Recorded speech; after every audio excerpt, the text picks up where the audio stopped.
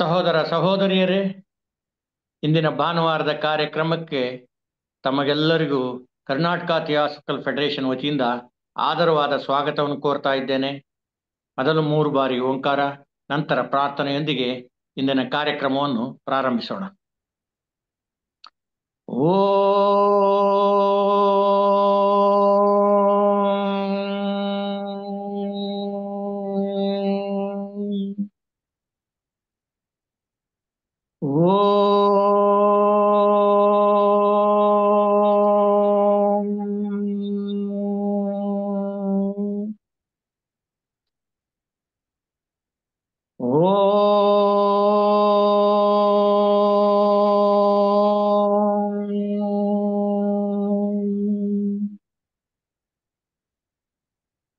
ಪ್ರತಿ ಅಣುವಿನಲ್ಲಿಯೂ ಚಲಿಸುತ್ತಿರುವ ಗುಪ್ತ ಚೇತನವೇ, ಪ್ರತಿ ಪ್ರಾಣಿಯಲ್ಲಿಯೂ ಬೆಳಗುತ್ತಿರುವ ಗುಪ್ತ ಜ್ಯೋತಿಯೇ, ಎಲ್ಲವನ್ನೂ ಒಂದನ್ನಾಗಿ ಸೇರಿಸಿರುವ ಗುಪ್ತ ಪ್ರೇಮವೇ, ನಿನ್ನೊಡನೆ ಒಂದಾಗಿಹನೆಂದು ತಿಳಿದಿರುವ ಪ್ರತಿಯೊಬ್ಬನೂ ಆ ಕಾರಣದಿಂದಲೇ ಇತರರೊಂದಿಗೂ ತನ್ನ ಐಕ್ಯತೆಯನ್ನರಿಯಲಿ. ಸಹೋದರ ಸಹೋದರಿಯರೇ, ಮತ್ತೊಮ್ಮೆ ತಮಗೆಲ್ಲರಿಗೂ ಆದರವಾದ ಸ್ವಾಗತವನ್ನು ಕೋರ್ತಾ ಇದ್ದೇನೆ. ಇಂದು ಸೋದರ HC ಜಗದೀಶ್ ಹುಳಿಯಾರ್ ಅವರು ಉಪನ್ಯಾಸ ಕೊಡಲು ನಮ್ಮೊಂದಿಗಿದ್ದಾರೆ. ಅವರು ನಮಗೆಲ್ಲರಿಗೆ ತುಂಬಾ ಚಿರಪರಿಚಿತರು. ಅವರು ನಮಗೆ ಗೊತ್ತಿದ್ದ ಹಾಗೆ ಅವರು ಭೇಟಿ ಕೊಡದ ಲಾಡ್ಜ್ ಯಾವುದೂ ಇಲ್ಲ ಅನ್ಸುತ್ತೆ. ಅಂದ್ರೆ ಯಾವುದೇ ಲಾಡ್ಜಿನವರು ಕರೀಲಿ, ಅಲ್ಲಿಗೆ ಹೋಗಿ ಉಪನ್ಯಾಸ ಮಾಡಿ ಬರ್ತಾರೆ. ಲೆಕ್ಕವಿಲ್ಲದಷ್ಟು ಗೋಷ್ಠಿಗಳನ್ನು ನಿರ್ದೇಶಿಸಿದ್ದಾರೆ. ತಮ್ಮ ವೃತ್ತಿಯ ಜೊತೆಗೆ ಸಮಯ ಹೊಂದಿಸಿಕೊಂಡು ಥಿಯಾಸಫಿ ಸೊಸೈಟಿಯ ಪ್ರಚಾರ ಮತ್ತು ಪ್ರಸಾರವನ್ನು ತಮ್ಮನ್ನು ಪೂರ್ತಿಯಾಗಿ ತೊಡಗಿಸಿಕೊಂಡಿದ್ದಾರೆ. ಸರಳವಾದ ಉದಾಹರಣೆಗಳ ಮೂಲಕ ನಮಗೆ ತಿಳಿಸಬಲ್ಲರು. ಅವರ ಉಪನ್ಯಾಸದಲ್ಲಿ ಅವರು ಮಾಡುತ್ತಿರುವ ಉಪನ್ಯಾಸದ ವಿಷಯ ಪ್ರಜ್ಞೆ, ವಿಶ್ಲೇಷಣೆಯ ಸಾಮರ್ಥ್ಯ, ಅಖಂಡತ್ವದ ಪರಿಚಯ, ಸಂದರ್ಭಕ್ಕೆ ಅನುಸಾರವಾಗಿ ಹೋಲಿಸಬಹುದಾದ ಸಿದ್ಧಾಂತಗಳು ಮತ್ತು ವ್ಯಕ್ತಿತ್ವಗಳನ್ನು ನಾವು ಕಾಣಬಹುದು. ಇಂದು ಉಪನ್ಯಾಸ ಕೊಡಲು ಒಪ್ಪಿರುವುದು ನಮಗೆಲ್ಲ ಸಂತೋಷದ ವಿಷಯ. ಅವರನ್ನು ನಿಮ್ಮೆಲ್ಲರ ಪರವಾಗಿ ಹೃತ್ಪೂರ್ವಕವಾದ ಸ್ವಾಗತಿಸಿ ಉಪನ್ಯಾಸ ಮಾಡಲು ಕೇಳಿಕೊಳ್ತಾ ಇದ್ದೇನೆ.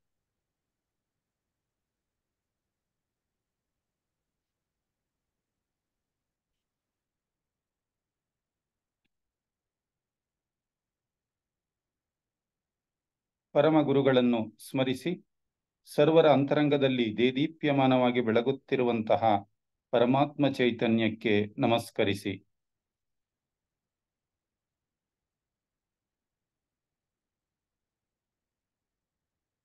ಸೋದರರೇ ಹಾಗೂ ಸೋದರಿಯರೇ, ಮೊಟ್ಟ ಮೊದಲನೇದಾಗಿ ಈ ಒಂದು ಅವಕಾಶವನ್ನ ಕೊಟ್ಟಂತಹ ಕರ್ನಾಟಕ ಥಿಯೋಸಾಫಿಕಲ್ ಫೆಡರೇಷನ್ನ ಎಲ್ಲ ಪದಾಧಿಕಾರಿಗಳಿಗೂ ಕೂಡ ಹೃತ್ಪೂರ್ವಕವಾಗಿರ್ತಕ್ಕಂತಹ ಧನ್ಯವಾದಗಳನ್ನ ಸಮರ್ಪಣೆ ಮಾಡ್ತಾ, ಈ ದಿನದ ಉಪನ್ಯಾಸದ ಒಂದು ವಿಷಯ ಪಾರಮಿತ ಔನ್ನತ್ಯಗಳು.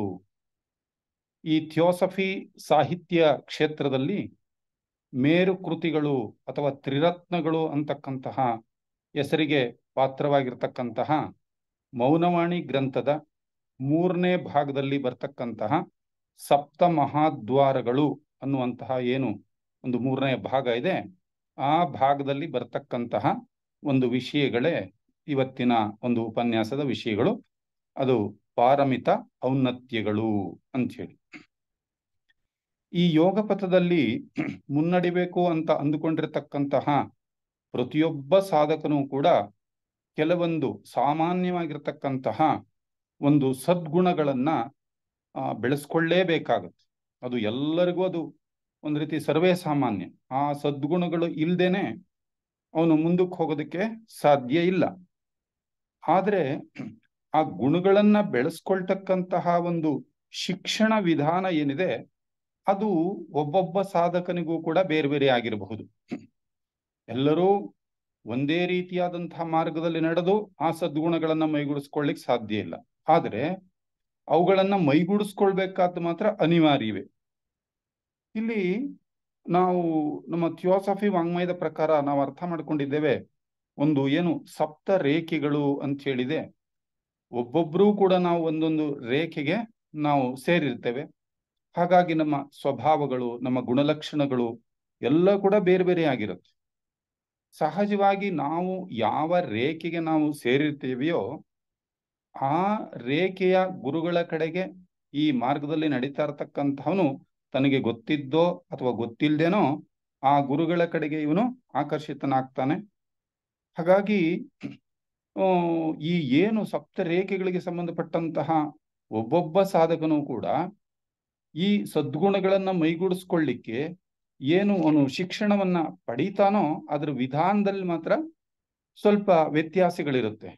ಅಷ್ಟು ಮಾತ್ರ ಅಲ್ಲ, ಒಬ್ಬರೇ ಗುರುವಿನ ಶಿಷ್ಯರಾಗಿದ್ರೂ ಕೂಡ ಅವರ ವ್ಯಕ್ತಿತ್ವಕ್ಕನುಗುಣವಾಗಿ ಆ ಗುರುಗಳು ಆ ಶಿಕ್ಷಣವನ್ನ ಒಬ್ಬೊಬ್ಬರಿಗೂ ಒಂದು ರೀತಿಯಾಗಿ ಕೊಡ್ತಾರೆ ಅಂತ ಹೇಳ್ತಾರೆ. ಒಂದೇ ರೇಖೆಯಲ್ಲಿ ಇರತಕ್ಕಂತಹ ಒಬ್ಬ ಸಾಧಕರಿಗೂ ಕೂಡ ಆ ಸಾಧಕ ಅಥವಾ ಶಿಷ್ಯ ಯಾವ ಮಟ್ಟದಲ್ಲಿರ್ತಾನೋ ಆ ಮಟ್ಟಕ್ಕನುಗುಣವಾಗಿ ಅವರಿಗೆ ಕೊಡ್ತಕ್ಕಂತಹ ಒಂದು ಶಿಕ್ಷಣವೂ ಕೂಡ ಬದಲಾಗ್ತಾ ಹೋಗುತ್ತೆ ಅಂತ ಹೇಳ್ತಾರೆ.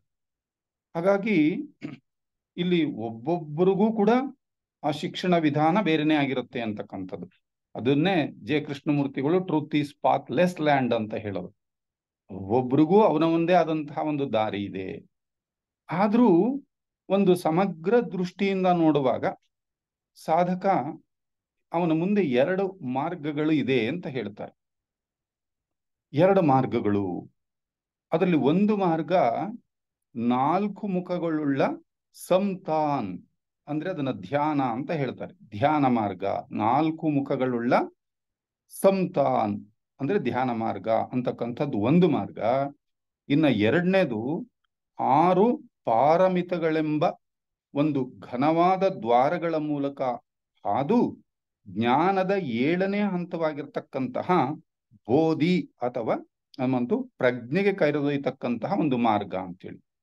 ಇಲ್ಲಿ ಪಾರಮಿತಗಳು ಅಂತ ಹೇಳಿದ್ರೆ ಅವು ಮಹೋನ್ನತವಾಗಿರ್ತಕ್ಕಂತಹ ಒಂದು ಸದ್ಗುಣಗಳು ಅಂತ ಹೇಳ್ತಾರೆ. ಇಲ್ಲಿ ಒಂದು ಕಡೆ ಧ್ಯಾನ ಮಾರ್ಗವನ್ನು ಆರಿಸ್ಕೊಂಡು ಕೆಲವರು ಸಾಧನೆ ಮಾಡಬಹುದು, ಇನ್ನು ಕೆಲವರು ಈ ಸದ್ಗುಣಗಳನ್ನ ಮೈಗೂಡಿಸ್ಕೊಳ್ತಾ ಈ 6 ಪಾರಮಿತಗಳು ಅಂತ ಹೇಳ್ತಾರೆ, ಆ 6 ಸಾಧನೆ ಮಾಡ್ತಾ 7ನೇದು ಅದಕ್ಕೆ ನಾವು ಪ್ರವೇಶ ಮಾಡಬಹುದು. ಹೀಗೆ ಈ 2 ಮಾರ್ಗಗಳು ಸಾಧಕ ತಾನು ಶಿಕ್ಷಣವನ್ನ ಪಡಿಲಿಕ್ಕೆ ಅಂತೇಳಿ. ಆದ್ರೆ ಇಲ್ಲಿ 2 ಅಂತ ಹೇಳಿದ್ರು ಕೂಡ ಇವು ಒಂದಕ್ಕೊಂದು ಬೇರೆ ಅಥವಾ ಒಂದಕ್ಕೊಂದು ವಿರೋಧ ಅಂತ ನಾವು ಅರ್ಥ ಮಾಡ್ಕೊಳ್ಳಂಗೂ ಇಲ್ಲ. ಈ 2 ಕೂಡ ನಾವು ಮೇಳವಿಸ್ಕೊಂಡೇ ಹೋಗ್ಬೇಕಾಗ್ತದೆ ಬಹುತೇಕ ಸಂದರ್ಭದಲ್ಲಿ. ಇವೆರಡೂ ಒಂದಕ್ಕೊಂದು ಬೇರೆ ಅಲ್ಲ. ಕಾರಣ ಏಕೆ ಅಂತ ಹೇಳಿದ್ರೆ ಈ ನೋಡಿ, ಇಲ್ಲಿ ನಾವು ಸ್ವಲ್ಪ ಮಟ್ಟಿಗಾದ್ರೂ ಕೂಡ ಸದ್ಗುಣಗಳನ್ನ ನಾವು ಬೆಳೆಸ್ಕೊಳ್ಳದೆ ಇದ್ರೆ ಧ್ಯಾನದಲ್ಲಿ ಒಂದು ಪರಿಪಕ್ವತೆಯನ್ನ ಅಥವಾ ಪೂರ್ಣತೆಯನ್ನ ಪಡೆಯುವುದಕ್ಕೆ ಸಾಧ್ಯ ಇಲ್ಲ. ಅದೇ ರೀತಿಯಲ್ಲಿ ಧ್ಯಾನವನ್ನ ಸಾಧನೆ ಮಾಡದೆ ನಾವು ಯಾವ ಸದ್ಗುಣದ ಒಂದು ಪರಿಪೂರ್ಣತೆಯನ್ನು ಮುಟ್ಟೋದಕ್ಕೂ ಕೂಡ ಸಾಧ್ಯ ಇಲ್ಲ. ಸೊ ಇದು 2 ಒಂದಕ್ಕೊಂದು ಪೂರಕವೇ ಆಗಿರುತ್ತೆ. ಆದ್ರೆ ಅವನವನ ಒಂದು ಸಂಸ್ಕಾರ, ಅವನವನ ಬೆಳವಣಿಗೆಗೆ ತಕ್ಕಂತೆ ಯಾವ್ದಾದ್ರೂ ಒಂದು ಪ್ರಧಾನವಾಗಿರುತ್ತೆ. ಇದನ್ನ ನಾವು ಈ ಗೀತೆಯಲ್ಲೂ ಕೂಡ ನಾವು ನೋಡ್ತೇವೆ. ಭಕ್ತಿ ಮಾರ್ಗ, ಕರ್ಮ ಮಾರ್ಗ, ಜ್ಞಾನ ಮಾರ್ಗ ಅಂತ ಹೇಳಿ ನಾವು ಮಾರ್ಗಗಳು ಬೇರೆ ಬೇರೆ ಹೇಳ್ತಾರೆ. ಆದ್ರೆ ಈ ಭಕ್ತಿ ಇದೆ ಅಂದ್ರೆ ಅಲ್ಲಿ ಜ್ಞಾನನೂ ಇರಬೇಕು, ಜ್ಞಾನ ಇದೆ ಅಂತ ಹೇಳಿದ್ರೆ ಅಲ್ಲಿ ಕರ್ಮನೂ ಕೂಡ ಇರಲೇಬೇಕಾಗುತ್ತೆ. ಯಾಕೆಂದ್ರೆ ಈಗ ನೋಡಿ, ನಾವು ಯಾವುದೋ ಒಂದು ಒಳ್ಳೇದು ದಾನ ಮಾಡೋದು ಮಾಡಬೇಕು, ಅದು ಒಳ್ಳೇದು ಅಂತ ನಮ್ಗೆ ಅರ್ಥ ಮಾಡೋದು ಜ್ಞಾನ. ಆದ್ರೆ ಆ ದಾನ ಮಾಡೋ ಪ್ರಕ್ರಿಯೆ ಅಂದ್ರೆ ಕರ್ಮ. ನಾವು ದಾನ ಮಾಡಬೇಕು, ಒಳ್ಳೇದು ಮಾಡಬೇಕು ಅನ್ನೋದು ಜ್ಞಾನ ನನಗಿದ್ದು ನಾನು ಏನು ಮಾಡದೇ ಇದ್ರೆ ಅದು ಪ್ರಯೋಜನ ಆಗ್ಲಿಲ್ಲ. ಸೊ ಜ್ಞಾನನೂ ಬೇಕು, ಜ್ಞಾನದ ಜೊತೆಗೆ ಕರ್ಮನೂ ಸೇರ್ಕೊಳ್ತು. ನಾನು ಕೈ ಎತ್ತಿ ಕೊಡ್ತೀನಲ್ಲ ಅಥವಾ ಇನ್ಯಾರಿಗೋ ಸಹಾಯ ಮಾಡ್ತೀನಲ್ಲ, ಅದು ಕರ್ಮ ಆಯಿತು. ಸೊ ಇದು 2 ಆದ್ಮೇಲೆ ಇದು ಯಾವುದೂ ನಂದಲ್ಲ ಅಂತಕ್ಕಂತಹ ಒಂದು ಅರ್ಪಣಾ ಭಾವನೆ ಬರ್ತದಲ್ಲ ನೋಡಿ, ಅಲ್ಲಿ ಭಕ್ತಿನೂ ಸೇರ್ಕೊಳ್ಳುತ್ತೆ. ಹೀಗೆ ಯಾವುದಾದ್ರೂ ಒಂದು ಗುಣ ಅಥವಾ ಒಂದು ಲಕ್ಷಣ ಪ್ರಧಾನವಾಗಿರುತ್ತಾಗ್ಲಿ, ಒಂದ್ರಿಂದಾನೇ ನಾನು ಎಲ್ಲದನ್ನೂ ಸಾಧನೆ ಮಾಡ್ತೀನಿ ಅಂತಕ್ಕಂಥದ್ದು ಸಾಧ್ಯ ಇಲ್ಲ. ಹೀಗೆ ಎಲ್ಲವೂ ಕೂಡ ಮೇಳವಿಸಬೇಕು ಅಂತ ಹೇಳ್ತಾರೆ. ಹಾಗೆ ಇಲ್ಲಿ ಈ ಒಂದು ಧ್ಯಾನ ಮಾರ್ಗ ಮತ್ತೊಂದು ಈ ಏನು ಪಾರಮಿತಗಳನ್ನ ಅಭ್ಯಾಸ ಮಾಡ್ತಕ್ಕಂತಹ ಮಾರ್ಗ ಅಂತೇಳಿ ಇದು 2 ಹೇಳಿದ್ರೂ ಸಹ ಇದು 2 ಸಾಧಿಸ್ಬೇಕಾಗ್ತದೆ ಅಂತ ಹೇಳ್ತಾರೆ. ಇಲ್ಲಿ 4 ಮುಖಗಳುಳ್ಳ ಧ್ಯಾನ ಅಂತ ಹೇಳಿರೋದ್ರ ಅರ್ಥ ಏನಪ್ಪಾ ಅಂತ ಹೇಳಿದ್ರೆ, ಧ್ಯಾನದಲ್ಲಿ ಬಹಳ ಮುಖ್ಯವಾಗಿ 3 ಹಂತಗಳಿದೆ. ಧಾರಣ, ಧ್ಯಾನ ಮತ್ತು ಸಮಾಧಿ ಅಂತಕ್ಕಂತಹ ಈ 3 ಹಂತಗಳಿದೆ. ಈ 3 ಸೇರಿಸಿ ಸಂಯಮ ಅಂತ ಹೇಳ್ತಾರೆ. ಸೊ ಇದಕ್ಕೆ ಪೂರ್ವ ಸಿದ್ಧತೆಯಾಗಿರ್ತಕ್ಕಂಥದ್ದೇ ಪ್ರತ್ಯಾಹಾರ. ಅಲ್ಲಿಗೆ ಪ್ರತ್ಯಾಹಾರ, ಧಾರಣ, ಧ್ಯಾನ ಮತ್ತು ಸಮಾಧಿ ಈ 4 ಇಲ್ಲಿ ಸೇರ್ತಾ ಇರೋದ್ರಿಂದ ಇದನ್ನ 4 ಮುಖಗಳುಳ್ಳ ಸಂತಾನ್ ಅಥವಾ ಧ್ಯಾನ ಮಾರ್ಗ ಅಂತ ಕರೀತಾರೆ. ಆದ್ರೆ ಈಗ ಇಲ್ಲಿ ನಮ್ಮ ಇವತ್ತಿನ ವಿಷಯಕ್ಕೆ ಸಂಬಂಧಪಟ್ಟಂಗೆ ನಾವು ಪಾರಮಿತಗಳ ಬಗ್ಗೆ ನಾವು ವಿಚಾರ ಮಾಡ್ಲಿಕ್ಕೆ ನಾವು ಪ್ರಯತ್ನ ಮಾಡೋಣ. ಈಗ ಇಲ್ಲಿ ನಾವು ಸಬ್ಜೆಕ್ಟ್ ತಗೊಂಡಿರೋದು ಪಾರಮಿತಗಳು ಅಂತ ಹೇಳಿ. ಹಾಗಾಗಿ ಅದರ ವಿಷಯವನ್ನ ಸ್ವಲ್ಪ ವಿಸ್ತಾರವಾಗಿ ನೋಡ್ತಾ ಹೋಗೋಣ. ಇಲ್ಲಿ ಈ ಗ್ರಂಥದ ಒಂದು 200ನೇ ಶ್ಲೋಕ, ಈ 3ನೇ ಭಾಗದಲ್ಲಿ ಅದರಲ್ಲಿ ಹೇಳ್ತಾರೆ, ಪಾರಮಿತಗಳ ಶಿಖರವನ್ನು ಮುಟ್ಟತಕ್ಕಂತಹ ದಾರಿ ಇದೆಯಲ್ಲ, ಅದು ಅತ್ಯಂತ ಕಡಿದಾದುದು. ಮಧ್ಯೆ ಬರ್ತಕ್ಕಂತಹ 7 ಮಹಾದ್ವಾರಗಳನ್ನ ಮೋಸ ಮಾಡ್ತಕ್ಕಂತಹ ಕ್ರೂರ ಶಕ್ತಿಗಳು ಬಲವಾಗಿ ಕಾವಲು ಕಾಯ್ತಾ ಇದ್ದಾವೆ. ಅವು ಮೂರ್ತಿಮತ್ತಾದಂತಹ ಭಾವೋದ್ವೇಗಗಳು. ಅವುಗಳ ಜೊತೆನಲ್ಲಿ ಹೋರಾಡಿ ಮುಂದೆ ಸಾಗಬೇಕು ಅಂತಕ್ಕಂತಹ ಒಂದು ಸೂತ್ರ ಇದೆ. ಇದು 200ನೇ ಸೂತ್ರ. ಇಲ್ಲಿ ನೋಡಿ, ಈ ಪಾರಮಿತಗಳು ಅಂತಕ್ಕಂತಹದ್ದೇನಿದೆಯಲ್ಲ, ಇದರ ಶಿಖರವನ್ನ ಮುಡ್ತಕ್ಕಂಥ ದಾರಿ ಬಹಳ ಕಡಿದಾಗಿರ್ತಕ್ಕಂಥದ್ದು. ಯಾಕೆ ಅಂತ ಹೇಳಿದ್ರೆ, ನಮ್ಮ ಒಂದು ವಿಕಾಸದ ಹಿನ್ನೆಲೆಯಲ್ಲಿ ನಾವು ನೋಡುವಾಗ ನಮ್ಮಲ್ಲಿ ಇನ್ನೂ ಕೂಡ ದೋಷಗಳು, ದೌರ್ಬಲ್ಯಗಳು, ಅವಗುಣಗಳು ಅಂತಕ್ಕಂಥದ್ದು ಇದ್ದೇ ಇರುತ್ತೆ. ಇವುಗಳನ್ನೆಲ್ಲ ನಾವು ದಾಟಿ, ಇವುಗಳನ್ನೆಲ್ಲ ನಾವು ಅತಿಗೆಳೆದು ಮುಂದಕ್ಕೆ ಹೋಗ್ತಕ್ಕಂತಹ ಒಂದು ಸಂದರ್ಭದಲ್ಲಿ ಈ 7 ಮಹಾದ್ವಾರಗಳಿದೆ ಅಂತ ಹೇಳ್ತಾರೆ. ಆ 7 ಮಹಾದ್ವಾರಗಳನ್ನ ನಾವು ದಾಟಿ ಹೋಗ್ಬೇಕಾಗ್ತದೆ.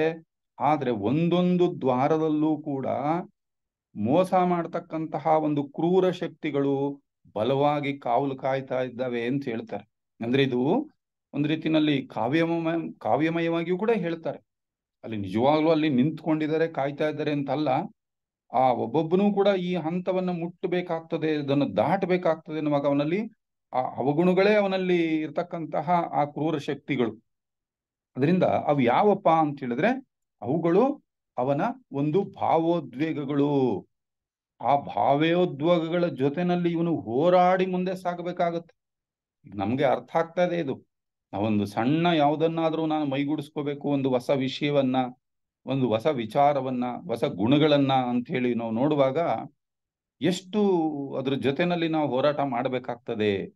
ಇದು ಪ್ರತಿಯೊಬ್ಬರಿಗೂ ಇದು ಅನುಭವಕ್ಕೆ ಬಂದಿರ್ತದೆ. ಈ ಪಾರಮಿತಗಳಿಗೆ ವಿರುದ್ಧವಾಗಿರ್ತಕ್ಕಂತಹ ಈ ದುಷ್ಟ ಗುಣಗಳೇನಿದೆ, ಅವುಗಳ ವಿರುದ್ಧ ನಾವು ಹೋರಾಟ ಮಾಡಿ ಜಯಗಳಿಸ್ಬೇಕಾದ್ರೆ ಎಷ್ಟು ನಾವು ಅದಕ್ಕೋಸ್ಕರ ಶ್ರಮ ಹಾಕ್ಬೇಕಾಗ್ತದೆ, ಎಷ್ಟು ಪ್ರಯತ್ನ ಮಾಡಬೇಕಾಗ್ತದೆ ಅನ್ನೋದು ನಾವು ಪ್ರಯತ್ನ ಮಾಡಿದಾಗ ಅರ್ಥ ಆಗುತ್ತೆ. ಮಾಡದೆ ಸುಮ್ಮನೆ ಇದ್ರೆ ಅದೇ ನಮ್ಗೇನು ಅನ್ಸಲ್ಲ. ಒಂದು ಉದಾಹರಣೆಗೆ, ನಾವು ಯಾವುದೋ ಒಂದು ನನ್ನಲ್ಲಿರ್ತಕ್ಕಂತಹ ಕೋಪವನ್ನು ಬಿಡ್ತೀನಿ ಅಂತಲೋ, ಅಥವಾ ಬಹಳ ಮುಖ್ಯವಾಗಿ ನನಗೆ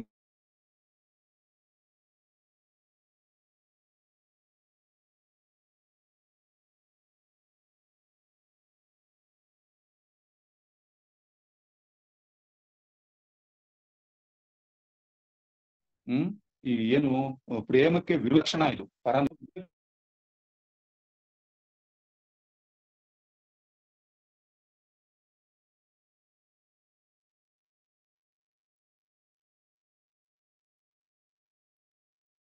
ಸರ್ ಸಿಗ್ನಲ್ ಇಲ್ಲ. ನಮ್ಮ ಭಾವನೆಗಳಲ್ಲೂ ಅದು ಬರಬಾರ್ದು ಅಂತ ನಾವು ಬೆಳಗ್ಗೆ ನಮ್ಮ ಧ್ಯಾನದಲ್ಲಿ ಸಾಯಂಕಾಲ ಇರ್ತೀವಿ. ಪರನಿಧಾನ ಯೋಚನೆಗಳೆಲ್ಲ ಎಷ್ಟು ಸಾರಿ ಫೈಲ್ ಆಗ್ತಾ ಇದೀವಿ ಅಂತಕ್ಕಂಥದ್ದು ಅರ್ಥ ಆಗುತ್ತೆ. ಅಲ್ಲಿ ಪರವಾಗಿಲ್ಲ. ಆದ್ರೆ ಅಟ್ಲೀಸ್ಟ್ ನಮಗೆ ಅದು ಅರ್ಥ ಆಗುತ್ತೆ, ಇದೆಷ್ಟು ಕಷ್ಟ, ಇದು ಸುಲಭ ಅಲ್ಲ ಅಂತಕ್ಕಂಥದ್ದು. ಈ ರೀತಿ ಸದ್ಗುಣಗಳನ್ನ ನಾವು ಮೈಗೂಡಿಸ್ಕೊಳ್ಬೇಕಾದ್ದು ಅನಿವಾರ್ಯ. ಆದ್ರೆ ಇನ್ನೂ ಒಂದು ನಮ್ಗೆ ಎಚ್ಚರಿಕೆಯನ್ನ ಕೊಡ್ತಾರೆ, ಇಂತಹ ಸದ್ಗುಣಗಳನ್ನ ಬೆಳೆಸ್ಕೊಳ್ತಕ್ಕಂತಹ ಉದ್ದೇಶವೂ ಕೂಡ ಸರಿಯಾಗಿರ್ಬೇಕು. ನಾನೇನೋ ಸದ್ಗುಣಗಳನ್ನ ಬೆಳೆಸ್ಕೊಂಡು ನಾನ್ ಮುಕ್ತಿ ಹೊಂದಿ ಬಿಡಬೇಕು, ಬಿಡುಗಡೆ ಹೊಂದಿ ಬಿಡಬೇಕು, ನಾನ್ ಶಾಂತವಾಗಿದ್ದು ಬಿಡಬೇಕು ಅಂತಕ್ಕಂಥದ್ದು ಉದ್ದೇಶ ಆಗಬಾರ್ದು. ಅದಕ್ಕೆ ಬದಲಾಗಿ ಅದು ಕೂಡ ಏನಾಗ್ಬೇಕು, ಈ ಯೋಗ ಮಾರ್ಗದ ಸಾಧನೆಯೂ ಕೂಡ ನನಗಾಗಿ ಅಲ್ಲ, ಆ ಅರ್ಹತೆಗಳನ್ನ ಮೈಗೂಡಿಸ್ಕೊಳ್ಳೋದ್ರಿಂದ ಮಾತ್ರ ನಾನು ಆ ಗುರುಗಳ ಒಂದು ಮಹತ್ ಕಾರ್ಯದಲ್ಲಿ ಒಂದು ಉಪಕರಣ ಆಗ್ಲಿಕ್ಕೆ ಸಾಧ್ಯ. ಆ ದೃಷ್ಟಿಯಿಂದ ನಾನು ಈ ಸದ್ಗುಣಗಳನ್ನ ಮೈಗೂಡಿಸ್ಕೊಳ್ಬೇಕೆ ವಿನಃ ಕೇವಲ ನಾನು ಉನ್ನತ ಸ್ಥಿತಿಗೆ ಬಂದ್ಬಿಡ್ಬೇಕು, ನಾನು ಆತ್ಮ ಸಾಕ್ಷಾತ್ಕಾರ ಮಾಡ್ಕೊಂಡ್ ಬಿಡ್ಬೇಕು ಅಂತಕ್ಕಂತಹ ಒಂದು ಉದ್ದೇಶ ಇರಬಾರ್ದು. ಈ ರೀತಿ ಆ ಉದ್ದೇಶದಲ್ಲೇ ಡೊಂಕಿದ್ಬಿಟ್ರೆ ಮುಂದೆ ಅದು ನಮ್ಮ ಇಡೀ ಸಾಧನೆ ಸ್ವಾರ್ಥ ಆಗ್ತಾ ಹೋಗ್ಬಿಡುತ್ತೆ. ಹಾಗಾಗಿ ಈ ಉನ್ನತ ಮಟ್ಟಕ್ಕೆ ನಾವು ಆ ಸದ್ಗುಣಗಳನ್ನ ಬೆಳೆಸ್ಕೊಳ್ತಾ, ಅದರಲ್ಲೂ ಮುಖ್ಯವಾಗಿ ಈ ನಿಸ್ವಾರ್ಥತೆ ಅಂತಕ್ಕಂಥದ್ದು ನಮ್ಮಲ್ಲಿ ಬಂದಾಗ ಹೇಳ್ತಾರೆ ಸಾಧಕನ ಹೃದಯ ತೆರೆಯಲ್ಪಡುತ್ತದೆ ಅಂತ ಹೇಳ್ತಾರೆ. ನಾವು ಎಂಥ ಮಹತ್ ಕಾರ್ಯನೇ ಮಾಡ್ತಾ ಇದ್ರು ಕೂಡ ಅದರ ಹಿನ್ನೆಲೆಯಲ್ಲಿ ಸ್ವಾರ್ಥ ಅಂತಕ್ಕಂಥದ್ದಿದ್ರೆ ಅಲ್ಲಿ ಅದು ಒಂದು ಮಹಾ ಅಡ್ಡಿ ಅಂತ ಹೇಳ್ತಾರೆ, ಮಹಾ ಅಡ್ಡಿ. ಅದಕ್ಕೇನೆ ಸಾಧಕ ಆ ನಿಸ್ವಾರ್ಥ ಸ್ಥಿತಿಗೆ ಬಂದ ತಕ್ಷಣ ಅವನ ಹೃದಯ ತೆರೆಯಲ್ಪಡುತ್ತದೆ. ಆಗ ಅವನೇನ್ ಮಾಡ್ತಾನೆ, ತನ್ನ ಬಗ್ಗೆ ಯೋಚಿಸೋದಕ್ಕಿಂತ ಹೆಚ್ಚಾಗಿ ಪರರ ಬಗ್ಗೆ ಅವನು ಯೋಚನೆ ಮಾಡ್ತಾನೆ, ಇತರರ ಕಷ್ಟ ಸುಖಗಳ ಬಗ್ಗೆ ಅವನು ಯೋಚನೆ ಮಾಡ್ತಾನೆ, ತಂದನ್ನ ಮರೆತು ಬಿಡ್ತಾನೆ. ಅಧ್ಯಾತ್ಮ ಸಾಧಕನಿಗೆ ಬೇಕಾಗಿರ್ತಕ್ಕಂತಹ ಒಂದು ಮುಖ್ಯವಾದ ಕ್ವಾಲಿಟಿ ಇದು. ಏನು ಅಂದ್ರೆ, ಈಗ ನಾನು ಸ್ವಾರ್ಥವನ್ನ ಬಿಡಬೇಕು ಅಂತ ನಾನು ಎಷ್ಟು ಸಾರಿ ಚಿಂತನೆ ಮಾಡಿದ್ರು ನಾನು ಸ್ವಾರ್ಥ ಬಿಡೋಕ್ ಆಗಲ್ಲ. ಸ್ವಾರ್ಥ ಬಿಡ್ತೀನಿ ಅಂತ ಯೋಚನೆ ಮಾಡುವಾಗೆಲ್ಲ ನಾನು ಸ್ವಾರ್ಥಕ್ಕೇನೆ ಹೆಚ್ಚು ಶಕ್ತಿಯನ್ನ ಕೊಡ್ತಾ ಹೋಗ್ತೀನಿ. ಅದಕ್ಕೆ ಬದಲಾಗಿ ಇತರರ ಕಷ್ಟಗಳೇನು, ಇತರರ ಸುಖಗಳೇನು, ಇತರರ ಬಗ್ಗೆ ನಾವು ಯೋಚನೆ ಮಾಡ್ಲಿಕ್ಕೆ, ಚಿಂತನೆ ಮಾಡ್ಲಿಕ್ಕೆ ನಾವು ಪ್ರಾರಂಭ ಮಾಡಿದಾಗ ಅಲ್ಲಿ ಆ ನಾನು ಅಂತಕ್ಕಂತಹದ್ದಕ್ಕೆ ಸಿಗ್ತಾ ಇದ್ದಂತ ಶಕ್ತಿ ಸಹಜವಾಗಿಯೇ ಕಡಿಮೆ ಆಗ್ತಾ ಹೋಗುತ್ತೆ. ಈ ಸ್ಥಿತಿಗೆ ಅವನು ಶಿಷ್ಯ ತಯಾರಾದಾಗ ಅವನೇನ್ ಮಾಡ್ತಾನೆ, ಬೇರೆಯವರ ಒಂದು ಕಷ್ಟ ಕಾರ್ಪಣ್ಯಗಳಿಗೆ ಅವನು ಉಪಕಾರಿಯಾಗಿ, ಸಮಾನಸ್ಕರಿಗೆ ಅವನೊಬ್ಬ ಸ್ನೇಹಿತನಾಗಿ, ತನ್ನ ಗುರುಗಳಿಗೆ ಪ್ರತಿ ಕ್ಷಣದಲ್ಲೂ ಕೂಡ ಪ್ರತಿಸ್ಪಂದಿಸ್ತಕ್ಕಂತಹ ಒಬ್ಬ ಶಿಷ್ಯನೂ ಆಗಿ ಅವನು ತಯಾರಾಗ್ತಾನೆ ಅಂತ ಹೇಳ್ತಾರೆ. ಈಗ ನಮ್ಗೇನಾಗಿದೆ, ಬೆಳಗ್ಗೆಯಿಂದ ನಾವು ರಾತ್ರಿವರೆಗೂ ನೋಡಿದ್ರೆ ಯಾವಾಗ್ಲೂ ನಮ್ಮ ಯೋಚನೆಗಳು ಒಂದು ಸ್ವಮಗ್ನತೆ ಅಂತ ಹೇಳ್ತೀವಲ್ಲ, ಸ್ವಕೇಂದ್ರೀಕೃತ. ಅದು ಲೌಕಿಕ ಆಗಿರ್ಬಹುದು ಅಥವಾ ಪಾರಮಾರ್ಥಿಕ ಆಗಿರ್ಬೋದು, ಯಾವ್ದಾದ್ರೂ ಒಂದು ಸ್ವಕೇಂದ್ರೀಕೃತ ಆಲೋಚನೆಗಳೇ ನಮ್ಮನ್ನ ಹಿಡಿದು ಹಾಕ್ತಾ ಇವೆ. ಆದ್ರೆ ನನಗೆ ಅರಿವಿಗೆ ಬರಬೇಕು, ನನ್ನ ಈ ಯಾವ ಸಾಧನೆಯೂ ಕೂಡ ನನಗೋಸ್ಕರ ಅಲ್ಲ. ನಾನು ಆ ಸಾಧನೆಗಳನ್ನ ಮಾಡ್ತಾ ಅಂತಹ ಗುಣಗಳನ್ನ ಮೈಗೂಡಿಸ್ಕೊಳ್ಳೋದ್ರ ಮೂಲಕ ನಾನು ಆ ಗುರುಗಳ ಕೆಲಸಕ್ಕೆ ನೆರವಾಗಬಲ್ಲೆ. ಆ ದೃಷ್ಟಿಯಿಂದ ನಾವು ಈ ಸಾಧನೆಯನ್ನ ಮಾಡಬೇಕಾಗ್ತದೆ ಅನ್ನುವಂಥದ್ದು. ಹಾಗಾಗಿ ನಮ್ಮನ್ನ ನಾವು ನೋಡ್ಕೊಳ್ತಾ ಹೋದಾಗ ಅನೇಕ ಸಂದರ್ಭದಲ್ಲಿ ನಮಗೆ ಅಸಮಾಧಾನ ಆಗುತ್ತೆ. ಅಸಮಾಧಾನದಿಂದ ನಾವು ನಮ್ಮ ಮನಃಶಾಂತಿಯನ್ನ ಕಳ್ಕೊಳ್ತೀವಿ, ಸಹನೆಯನ್ನ ಕಳ್ಕೊಳ್ತೀವಿ, ಇತರರಿಂದ ನನಗೆ ಮನಸ್ಸಿಗೆ ನೋವಾಯ್ತು ಅಂತ ಅಂದುಕೊಳ್ತೀವಿ. ಇದೆಲ್ಲ ಕೂಡ ಏನಕ್ಕೋಸ್ಕರ, ಯಾಕಾಗ್ತಾ ಇದೆ? ನಾವು ಎಂತಹವರ ಮಧ್ಯದಲ್ಲಿದ್ದೇವೋ, ಎಂತಹ ಸ್ನೇಹಿತರು, ಎಂತಹ ಬಂಧುಗಳು, ಎಂತಹ ಸಂಸಾರ, ಇದೆಲ್ಲದರ ಮಧ್ಯದಲ್ಲಿ ನಾನು ಇದ್ದೇನೆ ಅಂತ ಹೇಳಿದ್ರೆ ಆ ಮನುಷ್ಯರ ನಡುವಿನ ಹಿಂದಿನ ಸಾಲಗಳು ತೀರೋದಿಕ್ಕೆ ಎಂತಹ ಅವಕಾಶಗಳು ಬೇಕೋ ಅಂತಹ ಅವಕಾಶಗಳನ್ನ ಪ್ರಕೃತಿ ನಮಗೆ ಒದಗಿಸ್ಕೊಟ್ಟಿದೆ. ಅದಕ್ಕೋಸ್ಕರ ಈ ಎಂಥದ್ದೇ ಸಂದರ್ಭದಲ್ಲೂ ಕೂಡ, ಎಂಥ ಸನ್ನಿವೇಶದ ಮಧ್ಯದಲ್ಲೂ ಕೂಡ ನಾವು ಈ ಕರ್ಮ ನಿಯಮದ ಬಗ್ಗೆ ಸರಿಯಾದಂತಹ ಒಂದು ಸ್ಪಷ್ಟತೆ ನಮಗಿದ್ರೆ ಅದು ಸಂಪೂರ್ಣ ನ್ಯಾಯಯುತವಾಗಿ ಕೆಲಸ ಮಾಡ್ತಾ ಇದೆ.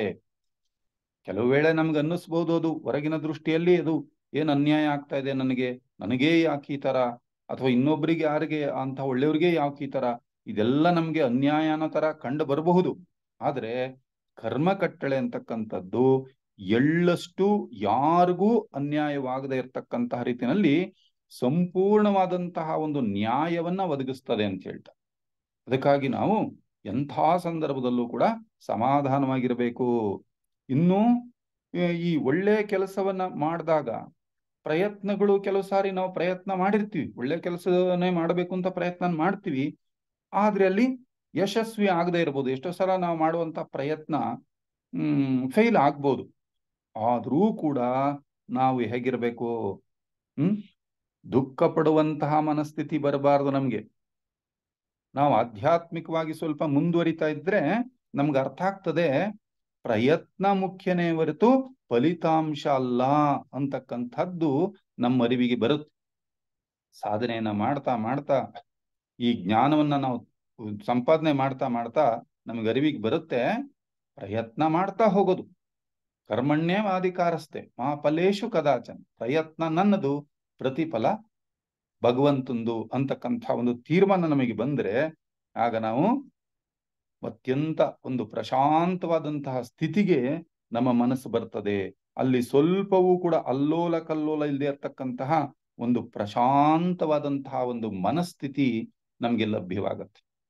ಅಂತಹ ಒಂದು ಪ್ರಶಾಂತವಾದಂತಹ ಸ್ಥಿತಿನಲ್ಲಿ ಒಂದು ಅಂತರ್ವಾಣಿ ನಮ್ಗದು ಕೇಳಿ ಬರ್ತದೆ. ಅದನ್ನ ನಾವು ಅಂತರ್ವಾಣಿ ಅಂತನಾದ್ರೂ ಅಂದ್ಕೊಳ್ಬಹುದು, ಅಥವಾ ಅದು ನಮಗೆ ಗುರುಗಳಿಂದ ಬರ್ತಾ ಇರತಕ್ಕಂತಹ ವಾಣಿ ಅಂತನಾದ್ರೂ ಕೂಡ ನಾವು ಅರ್ಥ ಮಾಡ್ಕೊಳ್ಬಹುದು. ಅಲ್ಲಿ ನಮ್ಗೆ ಬರ್ತದೆ, ಅದನ್ನ 202ನೇ ಶ್ಲೋಕದಲ್ಲಿ ಈ ರೀತಿ ಬರುತ್ತೆ. ನೋಡು, ದೈವದಂತಹ ಜ್ಞಾನದ ಉತ್ಕಾಂಕ್ಷಿಯೇ ನಿನ್ನ ಮುಂದೆ ಕಾಣುತ್ತಿರುವುದೇನು. ಅಲ್ಲಿ ಒಂದು ಅಂತರ್ವಾಣಿ ಬರ್ತದೆ. ನೋಡು, ದೈವದಂತಹ ಜ್ಞಾನದ ಉತ್ಕಾಂಕ್ಷಿಯೇ, ಜ್ಞಾನಕ್ಕೋಸ್ಕರ ನೀನು ಹರಸ್ತಾ ಇದೆಯಲ್ಲಪ್ಪ, ಅದಕ್ಕೋಸ್ಕರ ಇಷ್ಟಪಡ್ತಾ ಇದೆಯಲ್ಲ, ನಿನ್ನ ಮುಂದೆ ಏನ್ ಕಾಣ್ತಾ ಇದೆ ನೋಡು ಅಂತಕ್ಕಂತಹ ಒಂದು ವಾಣಿ ಬಂದಾಗ ಶಿಷ್ಯ ಹೇಳ್ತಾನೆ, ಆಳವಾದಂತಹ ಪ್ರಕೃತಿಯ ತೆರೆ ಅಂತಕ್ಕಂಥದ್ದು ಮುಚ್ಚಿಬಿಟ್ಟಿದೆ. ನಾನು ನೋಡ್ತಾ ಇದ್ದೇನೆ, ಏನಾಗಿದೆ ಅಂದ್ರೆ ಆಳವಾದಂತಹ ಒಂದು ಪ್ರಕೃತಿಯ ತೆರೆ ಮುಚ್ಚಿಬಿಟ್ಟಿದೆ. ನಾನೇನಾಗಿದ್ದೇನೆ ಅಂತ ಹೇಳಿದ್ರೆ ಆ ಪ್ರಕೃತಿಯ ತೆರೆಯ ಒಂದು ಮಡಿಕೆಗಳಲ್ಲಿ ನಾನು ತೊಳಲಾಡ್ತಾ ಇದ್ದೇನೆ. ನಾನು ದೃಷ್ಟಿಸಿ ನೋಡ್ತಾ ಇರುವಂತೆ ಅದು ಇನ್ನೂ ಕೂಡ ಗಾಢವಾಗ್ತಾ ಇದೆ. ನಾನು ನೋಡ್ತಾ ಇದ್ದೇನೆ ಆ ಪ್ರಕೃತಿಯ ತೆರೆಗಳನ್ನ, ಅದನ್ನ ನೋಡಿದಷ್ಟು ಇನ್ನೂ ಗಾಢವಾಗ್ತಾ ಇದೆ. ಆದ್ರೆ ಓ ಪ್ರಭುವೆ, ನೀನು ಕೈ ಬೀಸಿ ಕರೆದಾಗ ಅದು ಚೆದುರುತ್ತಿದೆ. ನೋಡಿ, ಇಲ್ಲಿ ನಾವು ಏನ್ ಅರ್ಥ ಮಾಡ್ಕೊಳ್ಬೇಕು, ಒಂದ್ ಕಡೆ ದೇಹಾತ್ಮ, ಇನ್ನೊಂದ್ ಕಡೆ ನಮ್ಮ ಅಂತರಾತ್ಮ, ನಮ್ಮ ಉನ್ನತಾತ್ಮ. ಆ ಉನ್ನತಾತ್ಮ ಯಾವಾಗ ಈ ದೇಹಾತ್ಮ ಈಗ ಸ್ತಬ್ಧವಾಗ್ಬಿಟ್ಟಿದ್ದಾನೆ, ಒಂದ್ ರೀತಿಯಲ್ಲಿ ಶರಣಾಗತ ಸ್ಥಿತಿಗೆ ಬಂದ್ಬಿಟ್ಟಿದ್ದಾನೆ, ಆಗ ಏನ್ ಮಾಡ್ತಾ ಇದೆ ಅಂತ ಹೇಳಿದ್ರೆ ನಮ್ಮ ಉನ್ನತಾತ್ಮ ಕರೀತಾ ಇದೆಯಂತೆ. ಆಗ ಹೇಳ್ತಾನೆ ಇವನು, ಈ ದೇಹಾತ್ಮ ಸಂಪೂರ್ಣವಾಗಿ ಶರಣಾಗತ ಸ್ಥಿತಿನಲ್ಲಿ, ಓ ಪ್ರಭುವೆ, ನೀನು ಕೈ ಬೀಸಿ ಕರೆದಾಗ ಅದು ಚೆದುರುತ್ತಿದೆ. ಸುತ್ತಕೊಂಡಿರ್ತಕ್ಕಂತಹ ಸರ್ಪ ತನ್ನ ಒಂದು ಸುರುಳಿಗಳನ್ನ ಬಿಚ್ಚಿಕೊಂಡು ಅದು ಹರಿದು ಬರುವಂತೆ ಒಂದು ನೆರಳು ಚಲಿಸ್ತಾ ಇದೆ. ಅದು ಬೆಳೆದು ಉಬ್ಬಿ ಅದು ಕತ್ತಲಿನಲ್ಲಿ ಕಣ್ಮರೆಯಾಗ್ತಾ ಇದೆ. ನೋಡಿ, ಆ ಸ್ಥಿತಿನಲ್ಲಿ ಇವನಿಗಿದೆಲ್ಲ ಅವನಿಗೆ ಅನುಭವಕ್ಕೆ ಬರ್ತದೆ ಸಾಧಕನಿಗೆ. ಅವನು ಹೇಳ್ತಾ ಇದ್ದಾನೆ, ನೋಡಿ, ಈಗ ನೀನ್ ಯಾವಾಗ ಕೈ ಬೀಸಿ ಕರೀತಾ ಇದೆಯೋ ಆಗ ಆ ಕತ್ತಲೆ ಎಲ್ಲ ಏನಾಗ್ತಾ ಇದೆ, ಕರಗಿ ಅದು ಚೆದರಿ ಹೋಗ್ತಾ ಇದೆ ಅಂತ ಹೇಳ್ತಾರೆ. ಆಗ ಅದಕ್ಕೆ ನಮ್ಮ ಉನ್ನತಾತ್ಮನ ಒಂದು ಕರೆ ಈ ರೀತಿ ಬರ್ತದೆ, ಅದು ಮಾರ್ಗದ ಹೊರಗಿರುವ ನಿನ್ನ ನೆರಳು, ಅದು ಮಾರ್ಗದ ಹೊರಗಿರುವ ನಿನ್ನ ನೆರಳು, ನಿನ್ನ ಪಾಪಗಳ ಕತ್ತಲಿನ ಮೇಲೆ ಬಿದ್ದಿದೆ. ಈಗ ಸಾಧಕ ಇನ್ನೂ ದೌರ್ಬಲ್ಯಗಳು ದೋಷಗಳು ಅವನಲ್ಲಿ ಇದೆಯಲ್ಲ, ಅದಕ್ಕೆ ಏನಾಗ್ತದೆ, ಅದು ಮಾರ್ಗದ ಹೊರಗಿರುವ ನಿನ್ನ ನೆರಳು, ನಿನ್ನ ಪಾಪಗಳ ಕತ್ತಲಿನ ಮೇಲೆ ಅಂತಾರೆ. ಅದನ್ನ ಪಾಪಗಳು ಅನ್ನೋದಕ್ಕಿಂತ ಸ್ವಲ್ಪ ದೋಷಗಳು ಅಂತ ನಾವು ಅರ್ಥ ಮಾಡ್ಕೊಂಡ್ರೆ ಸಾಕು ಅಂತ. ಪಾಪ ಯಾವಾಗ ಅದು ನಮ್ಮಲ್ಲಿ ದೋಷಗಳು ದೌರ್ಬಲ್ಯ ಇದ್ದಾಗಲೇ ಅದು ಪಾಪ ಆಗ್ತಕ್ಕಂಥದ್ದು.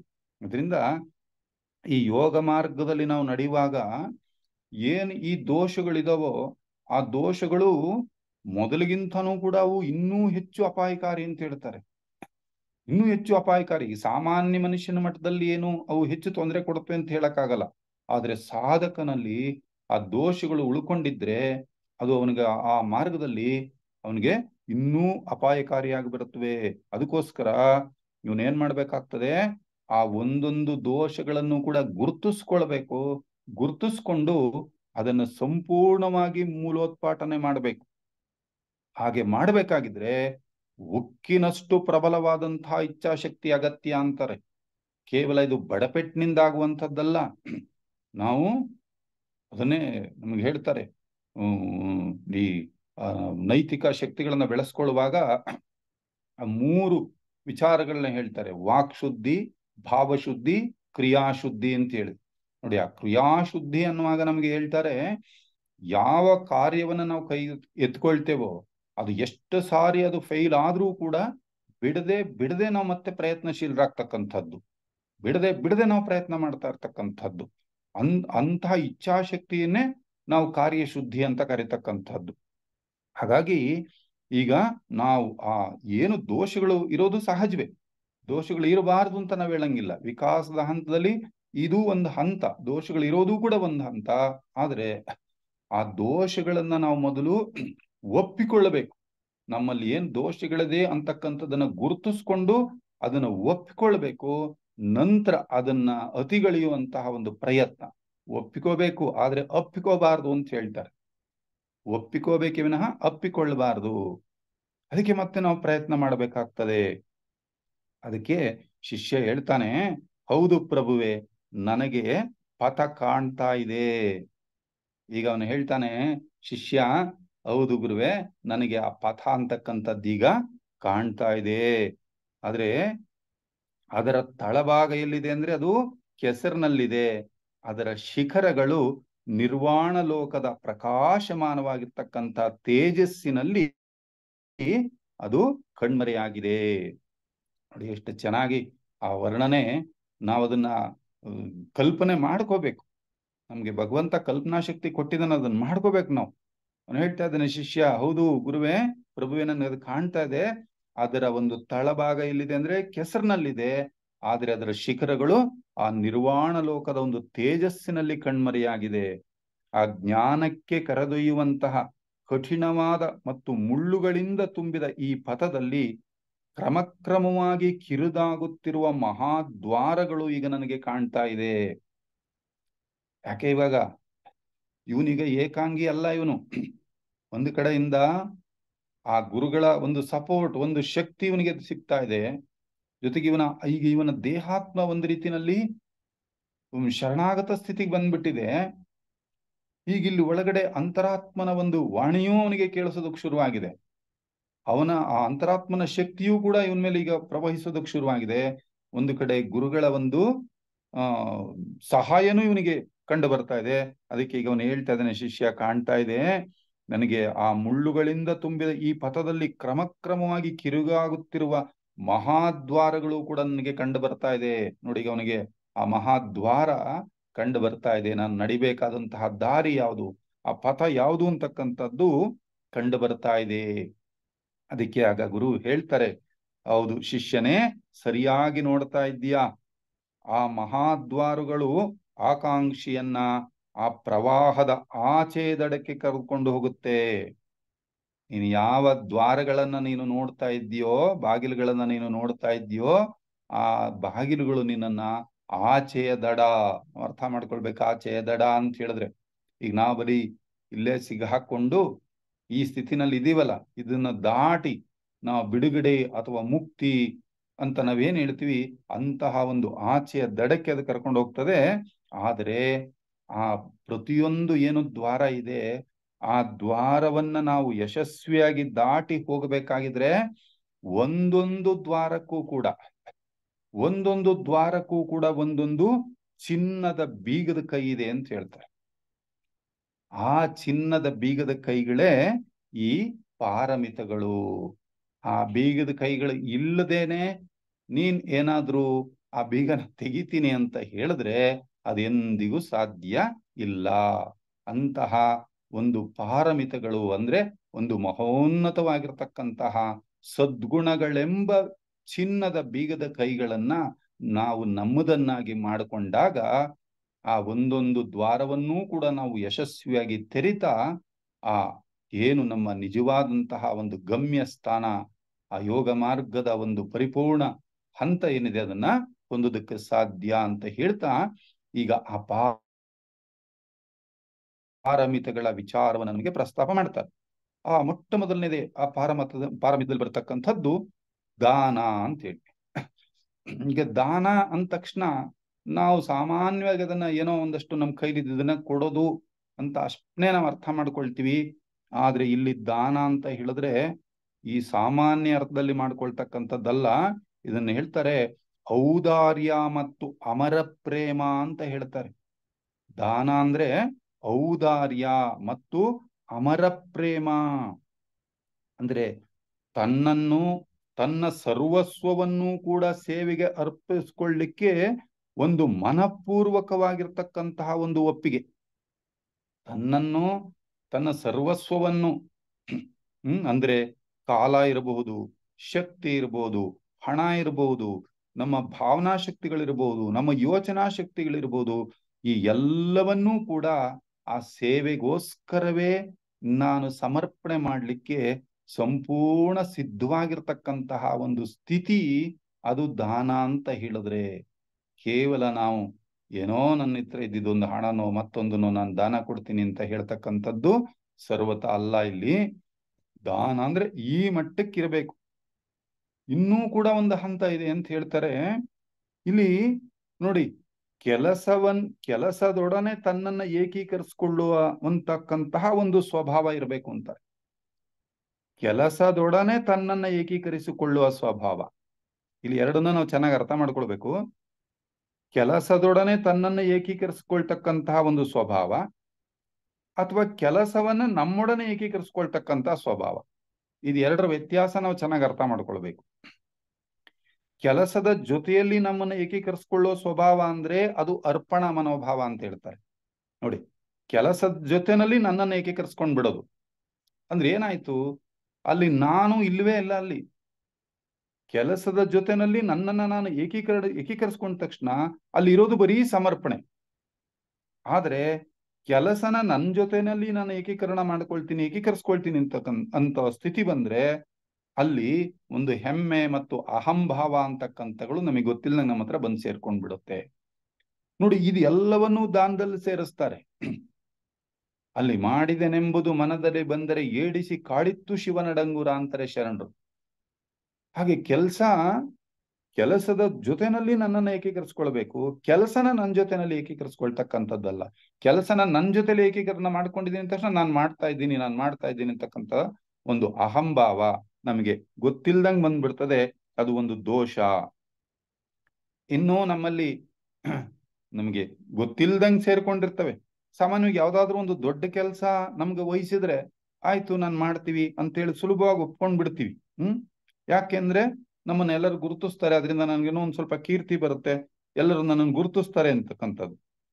ಆದ್ರೆ ಅದೇನೆ ಯಾರು ಗುರುತಿಸ್ತಾ ಇರ್ತಕ್ಕಂತಹ, ಯಾರು ನಮಗೆ ಮನ್ನಣೆ ಕೊಡದೇ ಇರತಕ್ಕಂತಹ ಯಾವ್ದಾದ್ರು ಒಂದು ಕೆಲಸ ನಮ್ಮ ಮುಂದೆ ಬಂದ್ರೆ ಅದು ಯಾರು ನೋಡ್ತಾ ಇಲ್ಲ, ಅದನ್ನ ನಾನು ಮಾಡ್ಬೇಕು ಅಂತ ಸಂದರ್ಭ ಬಂದಾಗ ನಾವೇನ್ ಮಾಡ್ತೀವಿ? ಆಗ್ಲೂ ಹೇಳ್ತಾರೆ, ಒಂದು ಅಲ್ಪ ಕಾರ್ಯವನ್ನಾದ್ರೂ ಕೂಡ ನೀನು ಮಾಡ್ಲಿಕ್ಕೆ ಸಿದ್ಧನಾಗಿರ್ಬೇಕು.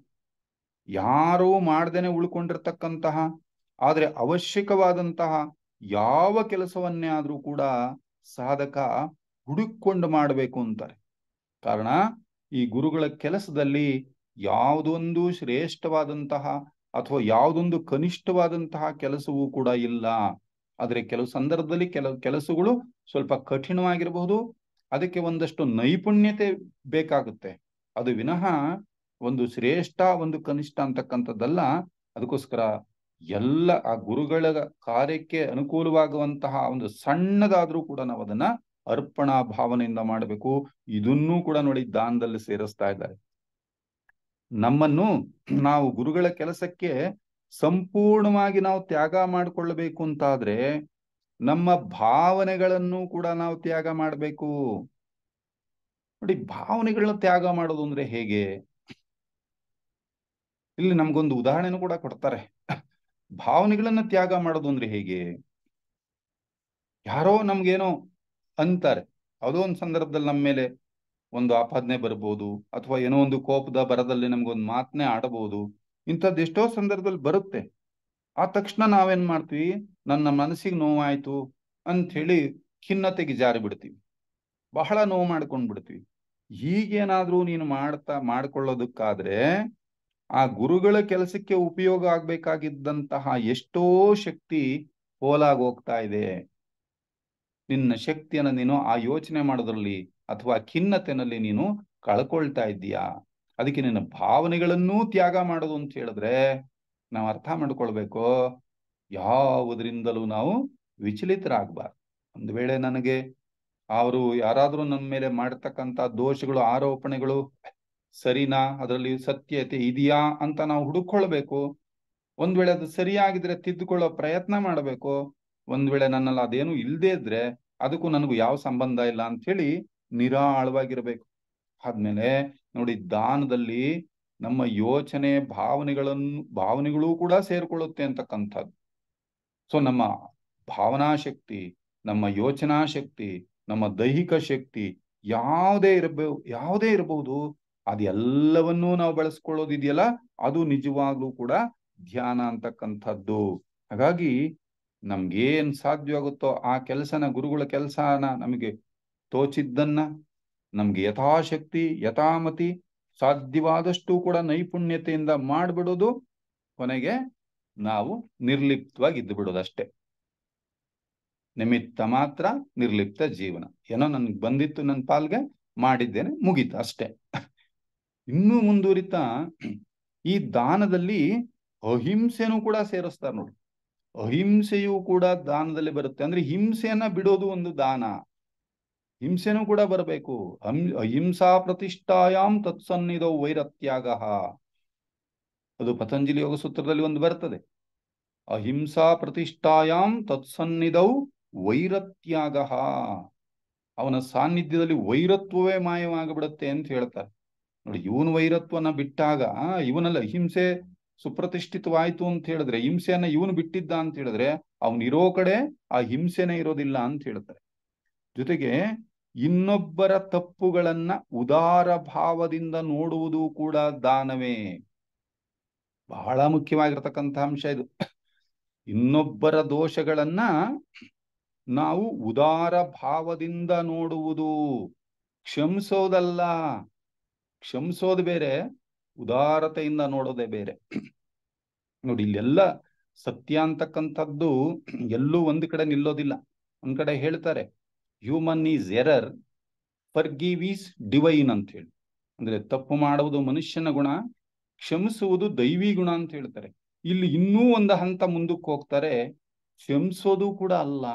ಯಾಕೆಂದ್ರೆ ಕ್ಷಮಿಸೋದು ಅಂದ ತಕ್ಷಣ ನೀನು ಕ್ಷಮಿಸ್ತಾ ಇದೀಯಾ, ನಿನ್ನ ಎದುರುಗಡೆ ಇರತಕ್ಕಂಥ ವ್ಯಕ್ತಿ ಕ್ಷಮಿಸಲ್ಪಡ್ತಾ ಇದ್ದಾನೆ ಅಂದ್ರೆ ನೀನು ದೊಡ್ಡವನಾಗ್ತೀಯಾ, ಆ ನಿನ್ನ ಮುಂದೆ ಇರತಕ್ಕಂಥ ವ್ಯಕ್ತಿ ಸಣ್ಣವನು ಅಂತ ಆಗ್ಬಿಡುತ್ತೆ.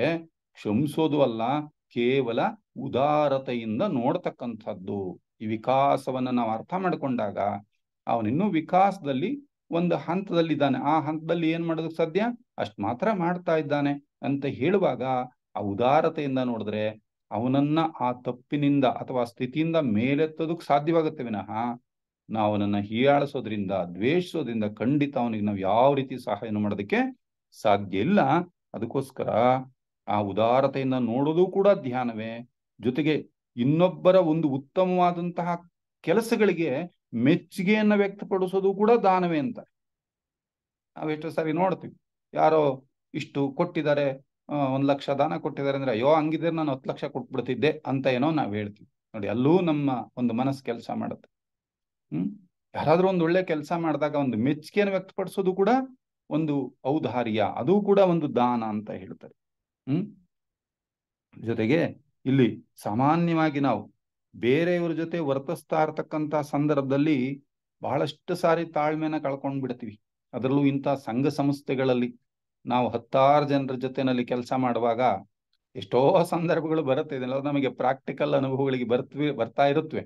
ನಾವು ಒಬ್ಬೊಬ್ರು ಒಂದೊಂದು ರೇಖೆಗೆ ಸೇರಿರ್ತೀವಿ, ಒಬ್ಬೊಬ್ಬರು ಬೆಳವಣಿಗೆ ಹಂತವೂ ಬೇರೆ ಬೇರೆ ಆಗಿರುತ್ತೆ. ಹೀಗಿರುವಾಗ ಎಷ್ಟೋ ಸಾರಿ ಭಿನ್ನಾಭಿಪ್ರಾಯಗಳು ಮತ್ತೊಂದು ಬರುತ್ತೆ. ಹಾಗೆಲ್ಲ ನಾವು ತಾಳ್ಮೆಯನ್ನ, ಸಮಾಧಾನವನ್ನ ನಾವು ಕಳ್ಕೊಂಡ್ ಬಿಡ್ತೀವಿ. ಆದ್ರೆ ನಾವು ಅರ್ಥ ಮಾಡ್ಕೊಳ್ಬೇಕು, ಇದೆಲ್ಲವೂ ಪ್ರಕೃತಿನಲ್ಲಿ ಇನ್ಎವಿಟಬಲ್.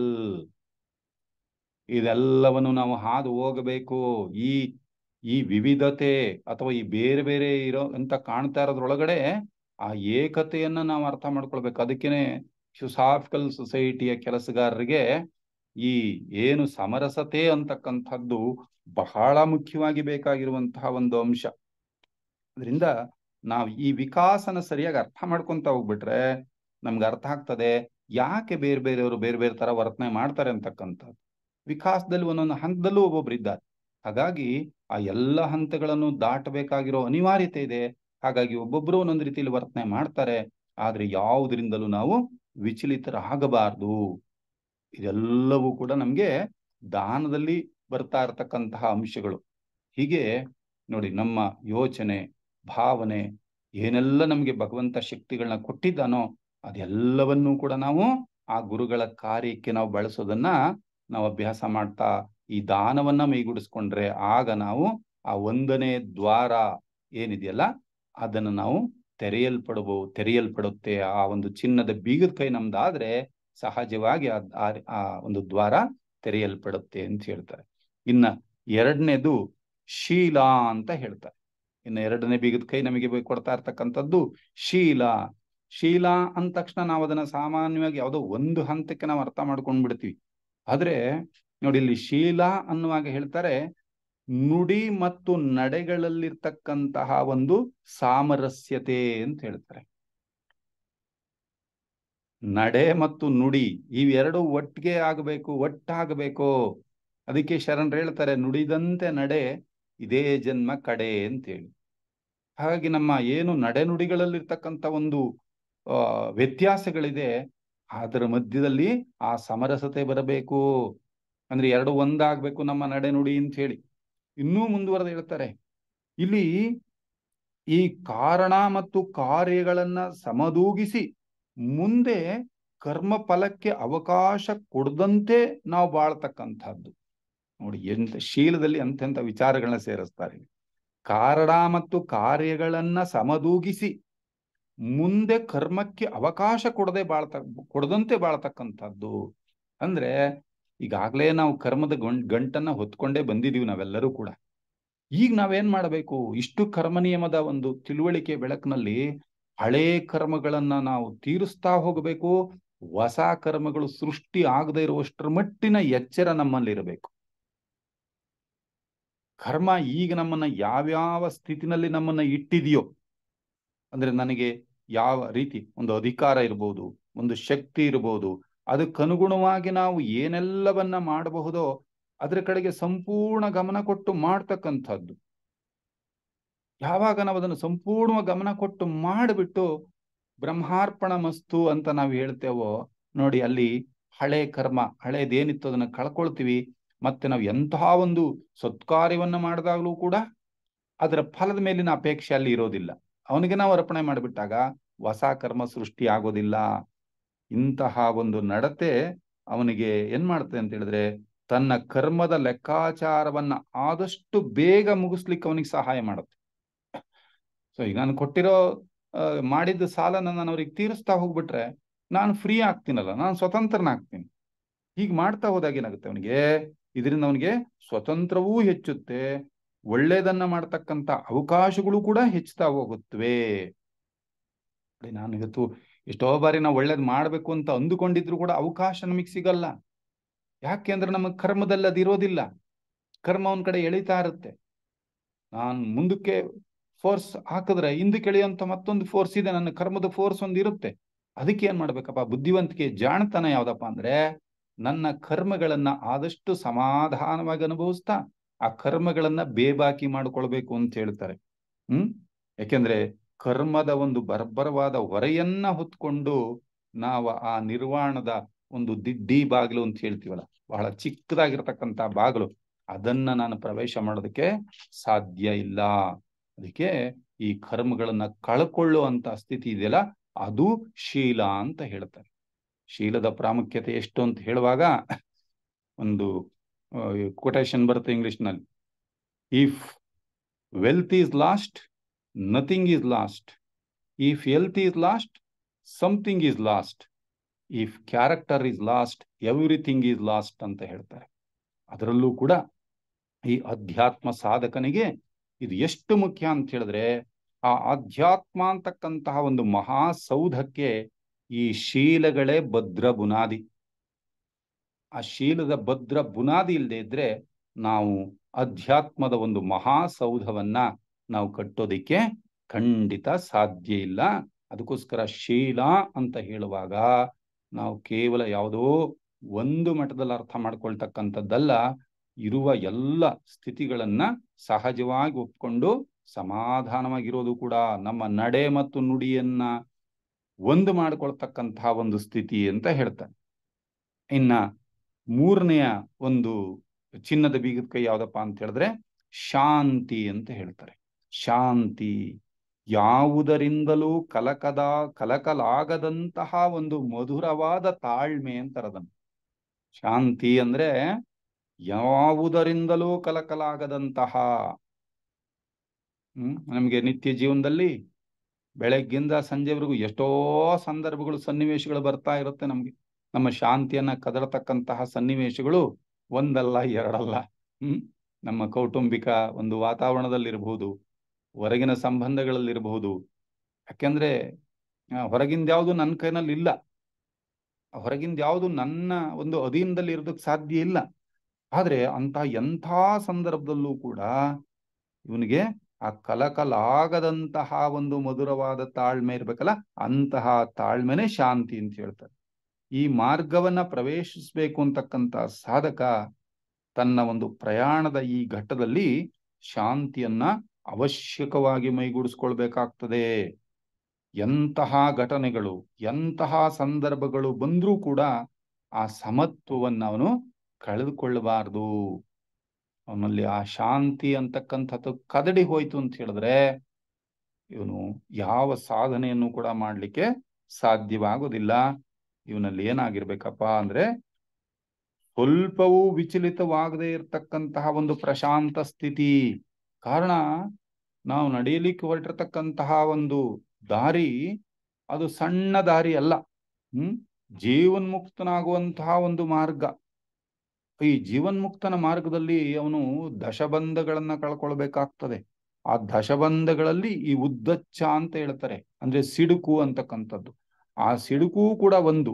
ಆದ್ರಿಂದ ಇವನು ಈಗಲಿಂದಲೂ ಕೂಡ ಮಾರ್ಗದ ಈ ಪ್ರಾರಂಭದಿಂದಲೂ ಕೂಡ ಅವನು ಶಾಂತಿಯನ್ನ ಅವನು ಹೊಂದೋದಿಕ್ಕೆ ಪ್ರಯತ್ನ ಮಾಡ್ತಾ ಹೋಗಬೇಕು. ಶಾಂತಿಯನ್ನು ಅವನು ಕಳ್ಕೊಳ್ಬಾರ್ದು. ಹಾಗಾಗಿ ಈ ಒಂದು ಚಿನ್ನದ ಬೀಗದ ಕೈ ಅವನು ತೆಗೆದುಕೊಂಡು ಹೋದ್ರೆ ಆ ದ್ವಾರವನ್ನ ಬಹಳ ಯಶಸ್ವಿಯಾಗಿ ಅವನು ಪ್ರವೇಶ ಮಾಡಬಹುದು. ಇಲ್ಲ ಅಂತ ಹೇಳಿದ್ರೆ ಆ ಸಿಡುಕಿನಿಂದ ಇವನ ಒಂದು ಕಾಮದೇಹದಲ್ಲಿ ನಾವು ಕೇಳಿದ್ದೇವೆ ಗಾಯಗಳಾಗುತ್ತೆ ಅಂತ ಹೇಳ್ತಾರೆ. ಒಮ್ಮೊಮ್ಮೆ ನಾವು ಸಿಡುಕಿದಾಗ್ಲೂ ಕೂಡ, ಒಮ್ಮೊಮ್ಮೆ ಸಿಡುಕಿಗೆ ಒಳಗಾಗ್ದಾಗ್ಲೂ ಕೂಡ ಸುಮಾರು 48 ಗಂಟೆ 36 ಗಂಟೆ ಹೀಗೆ ಅದರ ಒಂದು ಎಷ್ಟು ಸಿಡುಕಿನಲ್ಲಿ ಎಷ್ಟು ಶಕ್ತಿಯನ್ನು ಕೊಟ್ಟಿದ್ದೀವೋ ಅಷ್ಟು ಕಾಲ ನಮ್ಮ ಕಾಮದೇಹದಲ್ಲಿ ಆ ಸುಳಿಗಳು ಆಗೋದಕ್ಕೆ ಶುರುವಾಗ್ತದೆ. ಅಂದ್ರೆ ನಾವು ನಮ್ಮ ದಾರಿಗೆ ನಾವೇ ಅಡ್ಡ ಆಗೋಗ್ಬಿಡ್ತೀವಿ. ಹಾಗಾಗಿ ನಾವು ಶಾಂತಿಯನ್ನ ಈಗಲಿಂದಲೂ ಮಾರ್ಗದ ಪ್ರಾರಂಭದಿಂದಲೂ ನಾವು ಅಭ್ಯಾಸ ಮಾಡ್ತಾ ಹೋಗಬೇಕು ಅಂತ ಹೇಳ್ತಾರೆ. ಇನ್ನು ಇದೊಂದು ಚಿನ್ನದ ಬೀಗದ ಕೈ. ಇನ್ನು ಮುಂದಿಂದು ವಿರಾಗ ಅಂತ ಹೇಳ್ತಾರೆ. ವಿರಾಗ ಅಥವಾ ಅದನ್ನ ವೈರಾಗ್ಯ ಅಂದ್ರೆ ಸುಖ ದುಃಖಗಳಿಗೆ ಇವನು ಉದಾಸೀನನಾಗಿರ್ತಕ್ಕಂಥದ್ದು. ವೈರಾಗ್ಯ ಅಂದ್ರೆ ಎಲ್ಲ ಬಿಟ್ಟೇನೋ ಕಾಡಿಗೆ ಹೋಗ್ಬಿಡೋದು ಅಂತ ಅಲ್ಲ. ಎಲ್ಲವನ್ನು ಬಿಟ್ಟುಬಿಟ್ಟು ನಾನು ಬರೀ ಕಂದಮೂಲಗಳನ್ನ ತಿಂದ್ಕೊಂಡಿರ್ತೀನಿ, ಬರೀ ತುಂಡು ಬಟ್ಟೆ ಹಾಕೊಂಡಿರ್ತೀನಿ ಅಂತಕ್ಕಂಥದ್ದಲ್ಲ.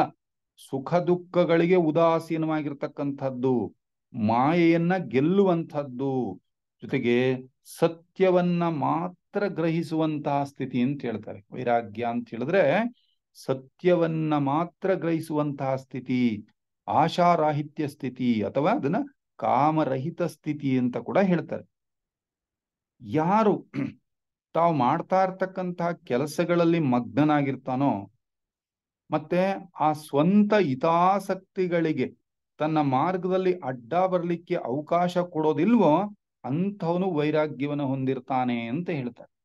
ನೋಡಿ, ನಾವೇನೋ ಕೆಲಸಗಳನ್ನ ಮಾಡ್ತಾ ಇದೀವಿ, ಒಳ್ಳೆ ಕೆಲಸಗಳೇ ಇರಬಹುದು. ಆ ಒಳ್ಳೆ ಕೆಲಸಗಳನ್ನ ಮಾಡ್ತಾ ಇರ್ತಕ್ಕಂಥ ಸಂದರ್ಭದಲ್ಲೂ ಕೂಡ ಯಾವುದೋ ಒಂದು ಸ್ವಹಿತಾಸಕ್ತಿಗಳು ಅದರಲ್ಲಿ ಸೇರ್ಕೊಂಡ್ ಬಿಡುತ್ತೆ. ನನ್ನನ್ನು ಯಾರೋ ಗುರುತಿಸ್ಲಿ ಅಂತಾನೋ, ಅಥವಾ ಕೊನೆಗೆ ಆಧ್ಯಾತ್ಮಿಕವಾಗಿ ನಾವು ಯೋಚನೆ ಮಾಡುವಾಗ ನನಗೆ ಮುಕ್ತಿ ಸಿಕ್ಬಿಡ್ತದೆ ಅಂತಾನೋ, ನಿರ್ವಾಣ ಸಿಕ್ಬಿಡುತ್ತೆ ಅಂತಾನೋ, ಇದೆಲ್ಲ ಒಂದು ಆಲೋಚನೆಗಳು ನಮ್ಗೆ ಅಡ್ಡ ಬಂದ್ಬಿಡ್ಬೋದು. ಇದು ಯಾವುದಕ್ಕೂ ಅವನು ಅವಕಾಶ ಕೊಡದೆ ಆ ಕೆಲಸಕ್ಕೋಸ್ಕರವೇ ಅವನು ಕೆಲಸ ಮಾಡ್ತಾ ಇದ್ದಾನೋ ಅಂಥವನು ಆ ವೈರಾಗ್ಯವನ್ನ ಹೊಂದಿದ್ದಾನೆ ಅಂತ ಹೇಳಿ ತನ್ನ ಸ್ವಂತ ಅಭಿಮಾನವನ್ನ ಅವನು ಪೂರ್ಣವಾಗಿ ತ್ಯಜಿಸ್ಬೇಕಾಗ್ತದೆ. ಆದರೆ ನೋಡಿ, ತನ್ನ ಕಷ್ಟಕ್ಕೆ ಅವನು ಅಷ್ಟು ಉದಾಸೀನಾಗಿರ್ತಾನೆ. ಆದ್ರೆ ಇತರರ ಕಷ್ಟಗಳು ಅಂತ ಹೇಳಿದ್ರೆ ತಕ್ಷಣವೇ ಅವನದಕ್ಕೆ ಪ್ರತಿಸ್ಪಂದಿಸ್ತಾನೆ. ತನ್ನ ಕಷ್ಟಗಳು ಅವನಿಗೆ ಕಷ್ಟ ಅಲ್ಲ, ಆದ್ರೆ ಇತರರ ಕಷ್ಟಗಳು ಅಂತ ಬಂದಾಗ ಅವನು ಎಷ್ಟು ತನ್ನನ್ನ ತಾನು ಸಂಪೂರ್ಣವಾಗಿ ಸಮರ್ಪಣೆ ಮಾಡಿಕೊಳ್ತಾ ಅವರಿಗೆ ಸಹಾಯ ಮಾಡೋದ್ರಲ್ಲಿ ಅವನು ಹಿಂದೆ ಬೀಳೋದಿಲ್ಲ. ಹಾಗಾಗಿ ಜೊತೆಗೆ ಈ ಸಾಧಾರಣ ಜನರನ್ನ ಯಾನೇನು ವಿಷಯಗಳು ಆಕರ್ಷಣೆ ಮಾಡ್ತಾವೋ ಅದಕ್ಕೆಲ್ಲ ಕೂಡ ಇವನು ಉದಾಸೀನಾಗಿರ್ತಾನೆ. ಅವು ಯಾವ ಪರಿಣಾಮವನ್ನು ಇವನ ಮೇಲೆ ಬೀರೋದಿಲ್ಲ. ಎಂತಹ ಸಂದರ್ಭದಲ್ಲೂ ಕೂಡ ಅವನು ಉದ್ರೇಕಗಳಿಗೆ ಒಳಗಾಗೋದಿಲ್ಲ. ನೋಡಿ, ಇನ್ನೂ ಕೂಡ ಈ ವೈರಾಗ್ಯದ ಒಂದು ಡೆಫಿನೇಷನ್ ನಾವು ಸರಿಯಾಗಿ ಅರ್ಥ ಮಾಡ್ಕೊಳ್ತೀವಿ ಅಂದ್ರೆ, ಯಾವುದೇ ಒಂದು ವಸ್ತು, ವಿಷಯ, ವ್ಯಕ್ತಿ, ಸಂದರ್ಭ ಇವುಗಳು ಹೇಗಿದ್ದಾವೋ ಹಾಗೇನೆ ಒಪ್ಕೊಳ್ತಕ್ಕಂಥದ್ದು ಅಂತ ಹೇಳಿ. ಒಬ್ಬ ವ್ಯಕ್ತಿ ಇರ್ಬೋದು, ಒಂದು ವಸ್ತು ಇರ್ಬೋದು, ಒಂದು ವಿಷಯ ಇರ್ಬೋದು, ಒಂದು ಸಂದರ್ಭ ಸನ್ನಿವೇಶಗಳಿರ್ಬೋದು, ಅವುಗಳು ಇರುವ ಹಾಗೆಯೇ ಒಪ್ಕೊಳ್ತಕ್ಕಂತಹ ಸ್ಥಿತಿ. Accept the things, persons, circumstances as it is and as they are. ಪ್ರತಿಕ್ರಿಯೆ ಇಲ್ಲ ಅಲ್ಲಿ. ಇವ್ರು ಯಾಕೆ ಹಿಂಗಂದ್ರು, ಇವ್ರು ಯಾಕೆ ಹಿಂಗ ಮಾಡಿದ್ರು, ಇವ್ರು ಹಿಂಗಿರಬಾರ್ದಾಗಿತ್ತು, ಅಥವಾ ಇದಿಂಗಿರಬಾರ್ದಾಗಿತ್ತು, ಸಂದರ್ಭ ಹಿಂಗ ಆಗ್ಬಾರ್ದಾಗಿತ್ತು, ಏನಿಲ್ಲ. ಏನಿದೆ ಅದು ವಾಸ್ತವ, ಅದು ವಸ್ತುಸ್ಥಿತಿ, ಅದನ್ನು ಒಪ್ಕೊಳ್ಳೋದು. ಅಲ್ಲಿ ರಿಯಾಕ್ಷನ್ ಇಲ್ಲ, ಅದ್ರಲ್ಲಿ ರೆಸ್ಪಾಂಡ್ ಇರುತ್ತೆ. ಆ ಸಂದರ್ಭಕ್ಕೆ ಏನ್ ಮಾಡ್ಬೇಕು ಅದನ್ನ ಮಾಡ್ತಾನೆ, ಪ್ರತಿಸ್ಪಂದಿಸ್ತಾನೆ, ಆದ್ರೆ ಪ್ರತಿಕ್ರಿಯಿಸೋಕೆ ಹೋಗೋದಿಲ್ಲ. ನೋಡಿ, ಈ ಪ್ರತಿಕ್ರಿಯೆ, ಪ್ರತಿಸ್ಪಂದನ ಇದೆರಡೂ ಬಹಳ ಮುಖ್ಯವಾಗಿ ನಾವು ಅರ್ಥ ಮಾಡ್ಕೊಳ್ಬೇಕಾಗಿರ್ತಕ್ಕಂಥದ್ದು. ಪ್ರತಿಕ್ರಿಯೆ ಅಂದ ತಕ್ಷಣನೇ ಕರ್ಮದ ಸೃಷ್ಟಿ. ಪ್ರತಿಕ್ರಿಯಿಸಿದ ತಕ್ಷಣ ಅಲ್ಲಿ ಕರ್ಮ ಸೃಷ್ಟಿ ಆಯ್ತು. ಆದ್ರೆ ಕೇವಲ ಪ್ರತಿಸ್ಪಂದನ ಇದ್ರೆ ಅಲ್ಲಿ ಕರ್ಮ ಸೃಷ್ಟಿ ಆಗೋದಿಲ್ಲ. ಇದು ಬಹಳ ಮುಖ್ಯವಾಗಿರ್ತಕ್ಕಂಥದ್ದು. ಹಾಗಾಗಿ ಇದು ಇಂಥ ಸ್ಥಿತಿ ಇದೆಯಲ್ಲ, ಅದನ್ನ ನಾವು ವೈರಾಗ್ಯ ಅಂತ ಹೇಳಬಹುದು. ಇನ್ನು ಮುಂದಿನ ಬೀಗದ ಕೀ ಯಾವುದು ಅಂದ್ರೆ ವೀರ್ಯ ಅಂತ ಹೇಳ್ತಾರೆ. ವೀರ್ಯ ಅಂದ್ರೆ ಧೈರ್ಯ. ಅಂದ್ರೆ ಇದನ್ನ ಈ ಅಸತ್ಯ ಪ್ರಪಂಚದ ಕೆಸರಿನಿಂದ ಉದಾತ್ತವಾದ ಸತ್ಯವನ್ನು ಸಾಕ್ಷಾತ್ಕಾರ ಮಾಡಿಕೊಳ್ಳುವವರೆಗೂ ಕೂಡ ಬಿಡದೆ ಹೋರಾಡ್ತಕ್ಕಂತಹ ಒಂದು ಎದೆಗುಂದದ ಶಕ್ತಿ ಅಂತ ಹೇಳ್ತಾರೆ. ಯಾಕೆಂದ್ರೆ ಈ ಮಾರ್ಗ ಒಮ್ಮಿಂದೊಮ್ಮೆಗೆ ಒಂದು ದಿನಕ್ಕೆ ನಾವು ಸಾಧಿಸಿಬಿಡ್ತೀವಿ ಅಂತ ಹೇಳಕ್ ಆಗೋದಿಲ್ಲ. ಈ ಮಾರ್ಗವನ್ನ ನಾವು ಕ್ರಮಿಸುವವರೆಗೂ ಕೂಡ, ನಡೆದು ಮುಗಿಸುವವರೆಗೂ ಕೂಡ ನಾವು ಧೈರ್ಯವಾಗಿ, ಸಮರ್ಥವಾಗಿ ಬಿಡದೆ ಹೋರಾಡ್ತಕ್ಕಂತಹ ಒಂದು ಶಕ್ತಿ ಇದೆಯಲ್ಲ, ಅದನ್ನೇ ವೀರ್ಯ ಅಂತ ಹೇಳುವಂಥದ್ದು. ಈ ಸಾಧನಾ ಮಾರ್ಗದಲ್ಲಿ ನಡೆಯೋರಿಗೆಲ್ಲರಿಗೂ ಕೂಡ ಗೊತ್ತಿದೆ. ಎಷ್ಟೋ ಸಾರಿ ನಮ್ಗೆ ಅಪಜಯಗಳು ಬರುತ್ತವೆ, ದಿನನಿತ್ಯ ನಮ್ಗೆ ಅಪಜಯಗಳೇ ನಮ್ಮ ಮುಂದೆ ಕಾದಿರುತ್ತವೆ. ಆದರೂ ಬೀಳುವುದು ತಪ್ಪಲ್ಲ, ಆದರೆ ಬಿದ್ದಲ್ಲೇ ಬಿದ್ದಿರುವುದು ತಪ್ಪು ಅಂತ ಹೇಳ್ತಾರೆ. ಬೀಳುವುದು ತಪ್ಪಲ್ಲ, ಆದರೆ ಬಿದ್ದಲ್ಲಿಯೇ ಬಿದ್ದಿರುವುದು ತಪ್ಪು. ಅಂತಹ ಒಂದು ವೀರ್ಯ ಇರಬೇಕು ನಮ್ಗೆ, ಧೈರ್ಯ ಇರಬೇಕು. ಆಯ್ತು, ತಪ್ಪಾಗಿದೆ, ಬಿದ್ದಿದ್ದೇನೆ, ನಡೀತೇನೆ, ಮತ್ತೆ ನಡೀತೇನೆ ಎದ್ದು. ಇಂತಹ ಒಂದು ಧೈರ್ಯ ಪ್ರತಿಯೊಬ್ಬ ಸಾಧಕನಿಗೂ ಕೂಡ ತನ್ನದೇ ಆದಂತಹ ಕೆಲವು ಒಂದು ವಿಶಿಷ್ಟವಾದಂತಹ ಸದ್ಗುಣಗಳು ಸಹಜವಾಗಿ ಅವನಲ್ಲಿ ಇರುತ್ತೆ. ಇನ್ನು ಕೆಲವು ಸದ್ಗುಣಗಳನ್ನ ಇವನು ಪ್ರಯತ್ನ ಪೂರ್ವಕವಾಗಿ ಮೈಗೂಡಿಸ್ಕೊಳ್ಬೇಕಾಗತ್ತೆ. ಯಾಕೆಂದ್ರೆ ಅವನು ಸೇರಿರ್ತಕ್ಕಂತಹ ಒಂದು ರೇಖೆ, ಅವನ ಒಂದು ಸಂಸ್ಕಾರ, ಅದಕ್ಕನುಗುಣವಾಗಿ ಕೆಲವು ಗುಣಗಳು ನಮ್ಗೆ ಈಗ ನಾವು ನೋಡ್ತಾ ಇರ್ತೇವೆ. ಒಬ್ಬೊಬ್ಬರಲ್ಲೂ ನೋಡುವಾಗ ಅವ್ರೆಷ್ಟು ಸಮಾಧಾನವಾಗಿರ್ತಾರೆ ಅಂತ ನಾವೇ ಅಂದ್ಕೊಳ್ತೀವಿ. ನನಗೆ ಯಾಕಿಲ್ಲ ಸಮಾಧಾನ ಅಂತ ನಾನು ಅಂದ್ಕೊಳ್ತೀವಿ. ಇಂಥದ್ದು ನಾವು ನೋಡ್ತಾ ಇರ್ತೀವಿ. ಇದೆಲ್ಲದಕ್ಕೂ ಕಾರಣ ಇದೆ. ಆದ್ರೂ ಸಹ ನಾವೇನ್ ಮಾಡ್ಬೇಕು, ಈಗ ನೋಡಿ, ಯಾರಿಗೋ ಒಬ್ರಿಗೆ ವೀರ್ಯ ಇದೆ ಅಂದ್ರೆ ಒಂಥರ ಧೈರ್ಯ ಇದೆ, ಆದ್ರೆ ಎಲ್ಲೋ ಒಂದ್ ಕಡೆ ತಾಳ್ಮೆ, ಶಾಂತಿ ಇರೋದಿಲ್ಲ. ಅವ್ರೇನ್ ಮಾಡ್ಬಿಡ್ತಾರೆ, ನಮ್ಮ ಮಾರ್ಗದಲ್ಲಿ ನಾನು ನಡೆದು ಬಿಡ್ತೀನಿ ಅಂತೇಳಿ ಬಹಳ ವೇಗವಾಗಿ ಮುನ್ನಡೆಯೋದಕ್ಕೆ ಹೋಗ್ತಾರೆ. ಆದ್ರೆ ಶಾಂತಿಯನ್ನ, ತಾಳ್ಮೆಯನ್ನ ಕಳ್ಕೊಂಡು ಕರ್ಮಗಳನ್ನ ಸೃಷ್ಟಿ ಮಾಡ್ಕೊಳ್ತಾರೆ. ಅದು ಒಂದ್ ಲೆಕ್ಕಾಚಾರ. ಇನ್ನೂ ಒಂದ್ ರೀತಿನಲ್ಲಿ ಏನಾಗುತ್ತೆ, ಇನ್ಯಾರಿಗೂ ಆ ವೀರ್ಯ ಇಲ್ಲ, ಸ್ವಲ್ಪ ತಾಳ್ಮೆ, ಶಾಂತಿ ಇರುತ್ತೆ, ಅವ್ರೇನ್ ಮಾಡ್ತಾರೆ, ಹೇಗೋ ನಿಧಾನಕ್ಕೆ ಹೋದ್ರಾಯ್ತು ಅಂತ ತಿಳ್ಕೊಂಡು ಒಂದು ಧೈರ್ಯವಾಗಿ ಮುನ್ನುಗ್ಗುವಂತಹ ಒಂದು ಪ್ರವೃತ್ತಿ ಇಲ್ಲದೆ ಇದ್ದುದರಿಂದ ಅವರ ಬೆಳವಣಿಗೆಯೂ ಕೂಡ ನಿಧಾನ ಆಗುತ್ತೆ. ಇವರು ಸ್ಪೀಡಾಗಿ ಹೋಗ್ತಾರೆ, ಆದ್ರೆ ತಾವೇ ಅಡ್ಡಿಗಳನ್ನ ಸೃಷ್ಟಿ ಮಾಡ್ಕೊಳ್ತಾರೆ. ಇವರು ಸಮಾಧಾನ ಇದೆ, ಆದ್ರೆ ವೀರ್ಯ ಇಲ್ಲದೆ ಇರೋದ್ರಿಂದ ಇವರು ತಮ್ಮ ಬೆಳವಣಿಗೆಯನ್ನ ನಿಧಾನ ಮಾಡಿಕೊಳ್ತಾರೆ. ಹಾಗಾಗಿ ನಾವು ಎಲ್ಲಾ ಈ ಸದ್ಗುಣಗಳು ಏನಿದ್ದಾವೋ ಇವನ್ನ ನಾವು ಮೈಗೂಡಿಸ್ಕೊಳ್ಳೇಬೇಕು. ಯಾವುದನ್ನು ನಾವು ಬಿಡೋ ಹಂಗಿಲ್ಲ. ಪ್ರಧಾನವಾಗಿ ಯಾವುದೋ ಸ್ವಲ್ಪ ಇರುತ್ತೆ, ಆದ್ರೆ ಎಲ್ಲವನ್ನೂ ನಾವು ಮೈಗೂಡಿಸ್ಕೊಳ್ತಕ್ಕಂಥ ಪ್ರಯತ್ನನ ನಾವು ಮಾಡಲೇಬೇಕಾಗುತ್ತೆ. ಈ ಇಚ್ಛಾಶಕ್ತಿಯಿಂದ ನಾವು ಅಭ್ಯಾಸ ಮಾಡಬೇಕು. ಹಾಗೆ ಇಲ್ಲಿ ಮುಂದಿನ ಒಂದು ಬೀಗದ ಕೈ ಧ್ಯಾನ ಅಂತ ಹೇಳ್ತಾರೆ. ಮುಂದಿನ ಬೀಗದ ಕೈ ಧ್ಯಾನ. ಈ ಧ್ಯಾನ ಅಂತಕ್ಕಂತಹ ಒಂದು ಚಿನ್ನದ ಬೀಗದ ಕೈ ಅವನ ಕೈಗೆ ಸಿಕ್ಕಿಬಿಟ್ರೆ, ಇದರ ಸುವರ್ಣ ದ್ವಾರವನ್ನ ಅವನು ಒಂದ್ಸಾರಿ ಅದು ತೆರೆತು ಅಂತ ಹೇಳಿದ್ರೆ, ಅದು ಯೋಗಿಯನ್ನ ನಿತ್ಯ ಸತ್ಯದ ರಾಜ್ಯಕ್ಕೆ ಮತ್ತು ಆ ಸತ್ಯದ ನಿರಂತರ ಚಿಂತನೆಗೆ ಕರೆದೊಯ್ಯುತ್ತದೆ ಅಂತ ಹೇಳಿಬಿಟ್ಟು. ನೋಡಿ, ಧ್ಯಾನದಲ್ಲಿ ಎಂತಹ ಒಂದು ಶಕ್ತಿ ಇದೆ, ಒಂದು ಸ್ಥಿತಿ ಇದೆ ಅಂತ ಹೇಳಿದ್ರೆ, ಇದರ ಬೀಗದ ಕೈ ಅವನಿಗೆ ಒಂದ್ಸಾರಿ ಸಿಕ್ಬಿಟ್ಟು ಅವನಿಗೆ ಅದರ ದ್ವಾರ ತೆರೆಯಲ್ಪಡ್ತು ಅಂತ ಹೇಳಿದ್ರೆ, ಅವನಿನ್ನ ಆ ನಿತ್ಯ ಸತ್ಯದ ರಾಜ್ಯಕ್ಕೆ ಮತ್ತು ಸತ್ಯದ ನಿರಂತರ ಒಂದು ಚಿಂತನೆಗೆ ಅವನನ್ನ ಕರೆದೊಯ್ತದೆ. ಯಾಕೆ ಅಂತ ಹೇಳುವಾಗ, ಇಲ್ಲಿವರೆಗೂ ಅವನು ಕೇವಲ ಕೆಳಗಿನ ಒಂದು ಈ ದೇಹಾತ್ಮ ಅಂತ ಹೇಳ್ತೀವಿ, ಆ ದೇಹಾತ್ಮದ ಪರಿಚಯ ಮಾತ್ರ ಅವನಿಗಾಗಿತ್ತು. ನಮ್ಗೆ ಗೊತ್ತಿದೆ, ಈ ದೇಹಾತ್ಮ ಮತ್ತು ಜೀವಾತ್ಮ ಇದೆರಡನ್ನೂ ಸೇರಿಸ್ತಕ್ಕಂತಹ ಒಂದು ಸೇತುವೆನ ನಾವು ಅಂತಃಕರಣ ಅಂತೇಳಿ ಕರಿತೀವಿ. ಈ ಅಂತಃಕರಣ ಈಗ ಸದ್ಯದಲ್ಲಿ ನಮ್ಮೆಲ್ಲರಲ್ಲೂ ಏನಾಗಿದೆ ಅಂದ್ರೆ, ಅದು ಬಹಳ ಕಿರಿದಾಗಿದೆ ಅಂತ ಹೇಳ್ತಾರೆ. ಬಹಳ ಕಿರಿದಾಗಿದೆ ಅಂತಃಕರಣ ಅಂತಕ್ಕಂಥದ್ದು. ಯಾವಾಗ ನಾವು ಧ್ಯಾನವನ್ನ ಬಹಳ ಪರಿಪಕ್ವವಾಗಿ ನಿಷ್ಠೆಯಿಂದ ನಾವು ಮಾಡ್ತಾ ಹೋಗ್ತೀವಿಯೋ, ಆಗ ಆ ದೇಹಾತ್ಮ ಮತ್ತು ಜೀವಾತ್ಮನನ್ನ ಬೆಸೆಯುವಂತಹ ಒಂದು ಅಂತಃಕರಣ ಅದು ವಿಶಾಲವಾಗ್ತಾ ಹೋಗ್ತದೆ.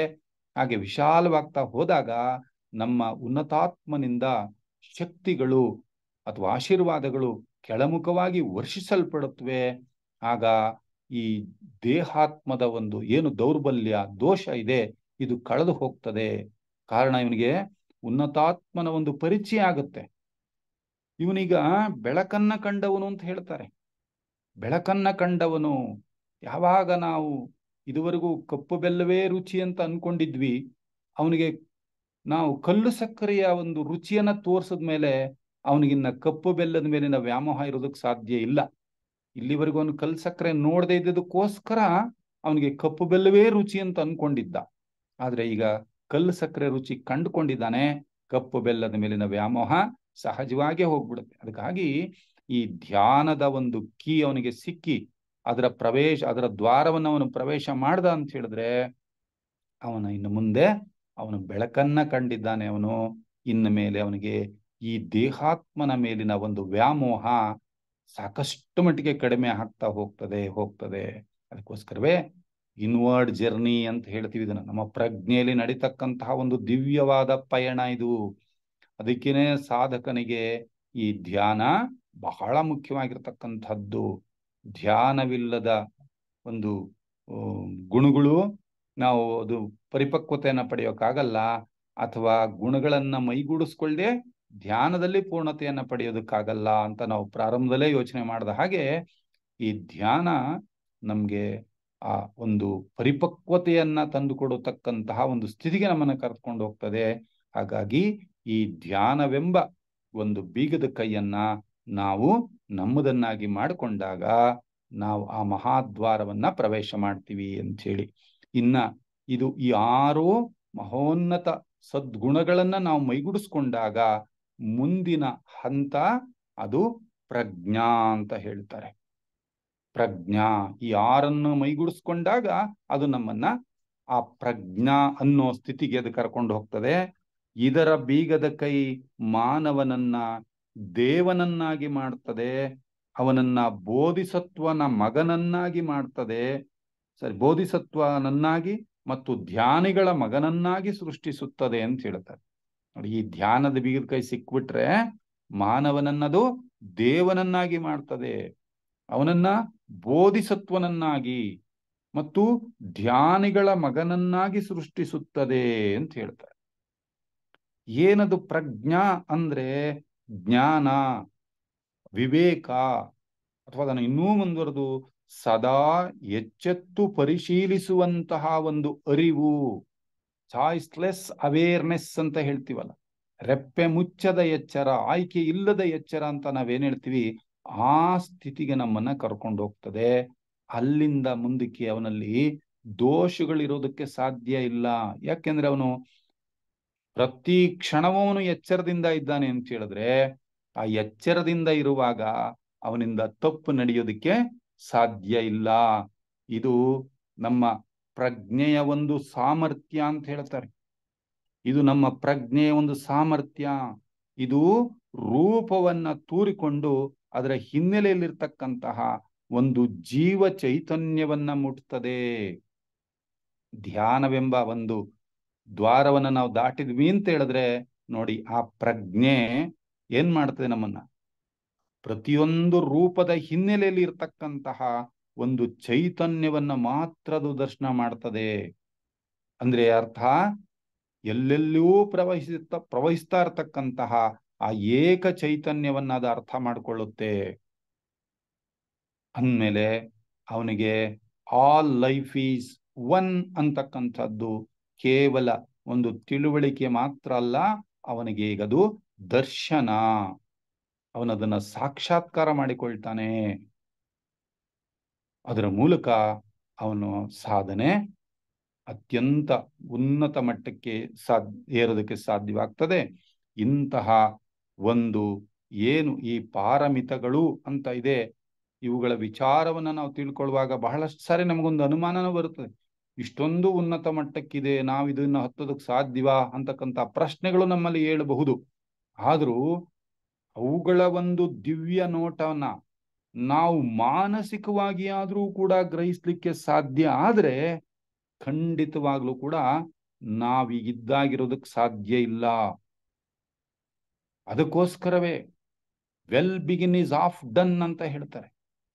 ಪ್ರಾರಂಭದಲ್ಲೇ ಅವುಗಳಿಗೆ ಅಗಾಧತೆ ಎಂಥದ್ದು, ಅವುಗಳ ದಿವ್ಯತೆ ಎಂಥದ್ದು, ಅವುಗಳ ಔಚಿತ್ಯ ಎಷ್ಟು ಮುಖ್ಯವಾಗಿರ್ತಕ್ಕಂಥದ್ದು ಅನ್ನೋದನ್ನ ನಾವು ಅರ್ಥ ಮಾಡ್ಕೊಳ್ತಾ ಹೋದ್ವಿ ಅಂತ ಹೇಳಿದ್ರೆ ಕನಿಷ್ಠ ಪ್ರಯತ್ನ ಅಂತ ಹೇಳ್ಬೋದು. The law of list effort ಅಂತೀವಿ. ನಮ್ಮ ನಿತ್ಯ ಜೀವನದಲ್ಲಿ ಬರ್ತಕ್ಕಂಥ ಒಂದು ಸಂದರ್ಭ ಸನ್ನಿವೇಶಗಳಲ್ಲಿ ಈ ಒಂದೊಂದು ಗುಣಗಳನ್ನ ನಾನು ಮೈಗೂಡಿಸ್ಕೊಳ್ತಕ್ಕಂತಹ ಒಂದು ಶ್ರದ್ಧಾಪೂರ್ವಕವಾದಂತಹ ಪ್ರಾಮಾಣಿಕವಾದಂತಹ ಪ್ರಯತ್ನವನ್ನು ನಾವು ಮಾಡ್ತಾ ಹೋದ್ರೆ ಖಂಡಿತವಾಗಿಯೂ ಕೂಡ ನಾವು ಅಂತಹ ಒಂದು ದಿವ್ಯತ್ವವನ್ನು ಹೊಂದೋದಕ್ಕೆ ಖಂಡಿತವಾಗಿಯೂ ಕೂಡ ಸಾಧ್ಯ ಇದೆ. ಅದಕ್ಕೆ ಬೆಸೆಂಟಮ್ನವರು ಬಹಳ ಸುಂದರವಾಗಿ ಒಂದು ಕಡೆ ಹೇಳ್ತಾರೆ, ನಿರ್ವಾಣದ ಹೊಸ್ತಿಲಿನಲ್ಲಿ ನಿಂತಿರುವ ನಾವು ಕೂಡ ಇದ್ದಕ್ಕಿದ್ದ ಹಾಗೆ ಈ ಸ್ಥಿತಿಯನ್ನು ಮುಟ್ಟಿದವರಲ್ಲ. ನಮ್ಮ ನಿತ್ಯ ಜೀವನದ ಸಣ್ಣ ಪುಟ್ಟ ಘಟನೆಗಳಲ್ಲೂ ಕೂಡ ನಾವು ಇದನ್ನ ಅಭ್ಯಾಸ ಮಾಡ್ತಾ ಈ ಹಂತಕ್ಕೆ ಇರತಕ್ಕಂಥದ್ದು. ಅದಕ್ಕೋಸ್ಕರ ಯಾರೆಲ್ಲ ಪ್ರಯತ್ನ ಮಾಡ್ತಾರೋ ಎಲ್ಲರಿಗೂ ಅದು ಸಾಧ್ಯ. ಹುಡುಕು ಸಿಗುತ್ತದೆ, ತಟ್ಟು ತೆರೆಯಲ್ಪಡುತ್ತದೆ ಅಂತ ಹೇಳ್ತಾರೆ. ಹಾಗಾಗಿ ನಾವು ಇಂತಹ ಒಂದು ಪಾರಮಿತಗಳನ್ನ ನಮ್ಮ ಜೀವನದಲ್ಲೂ ಕೂಡ ಅಭ್ಯಾಸ ಮಾಡಿಕೊಳ್ತಕ್ಕಂತಹ ಒಂದು ಹೃತ್ಪೂರ್ವಕವಾದಂತಹ ಪ್ರಾಮಾಣಿಕವಾದಂತಹ ಪ್ರಯತ್ನವನ್ನ ನಾವು ನೀವೆಲ್ಲರೂ ಸೇರಿ ಮಾಡೋಣ ಅಂತ ಹೇಳ್ತಾ ಮಾತುಗಳಿಗೆ ಮುಕ್ತಾಯ.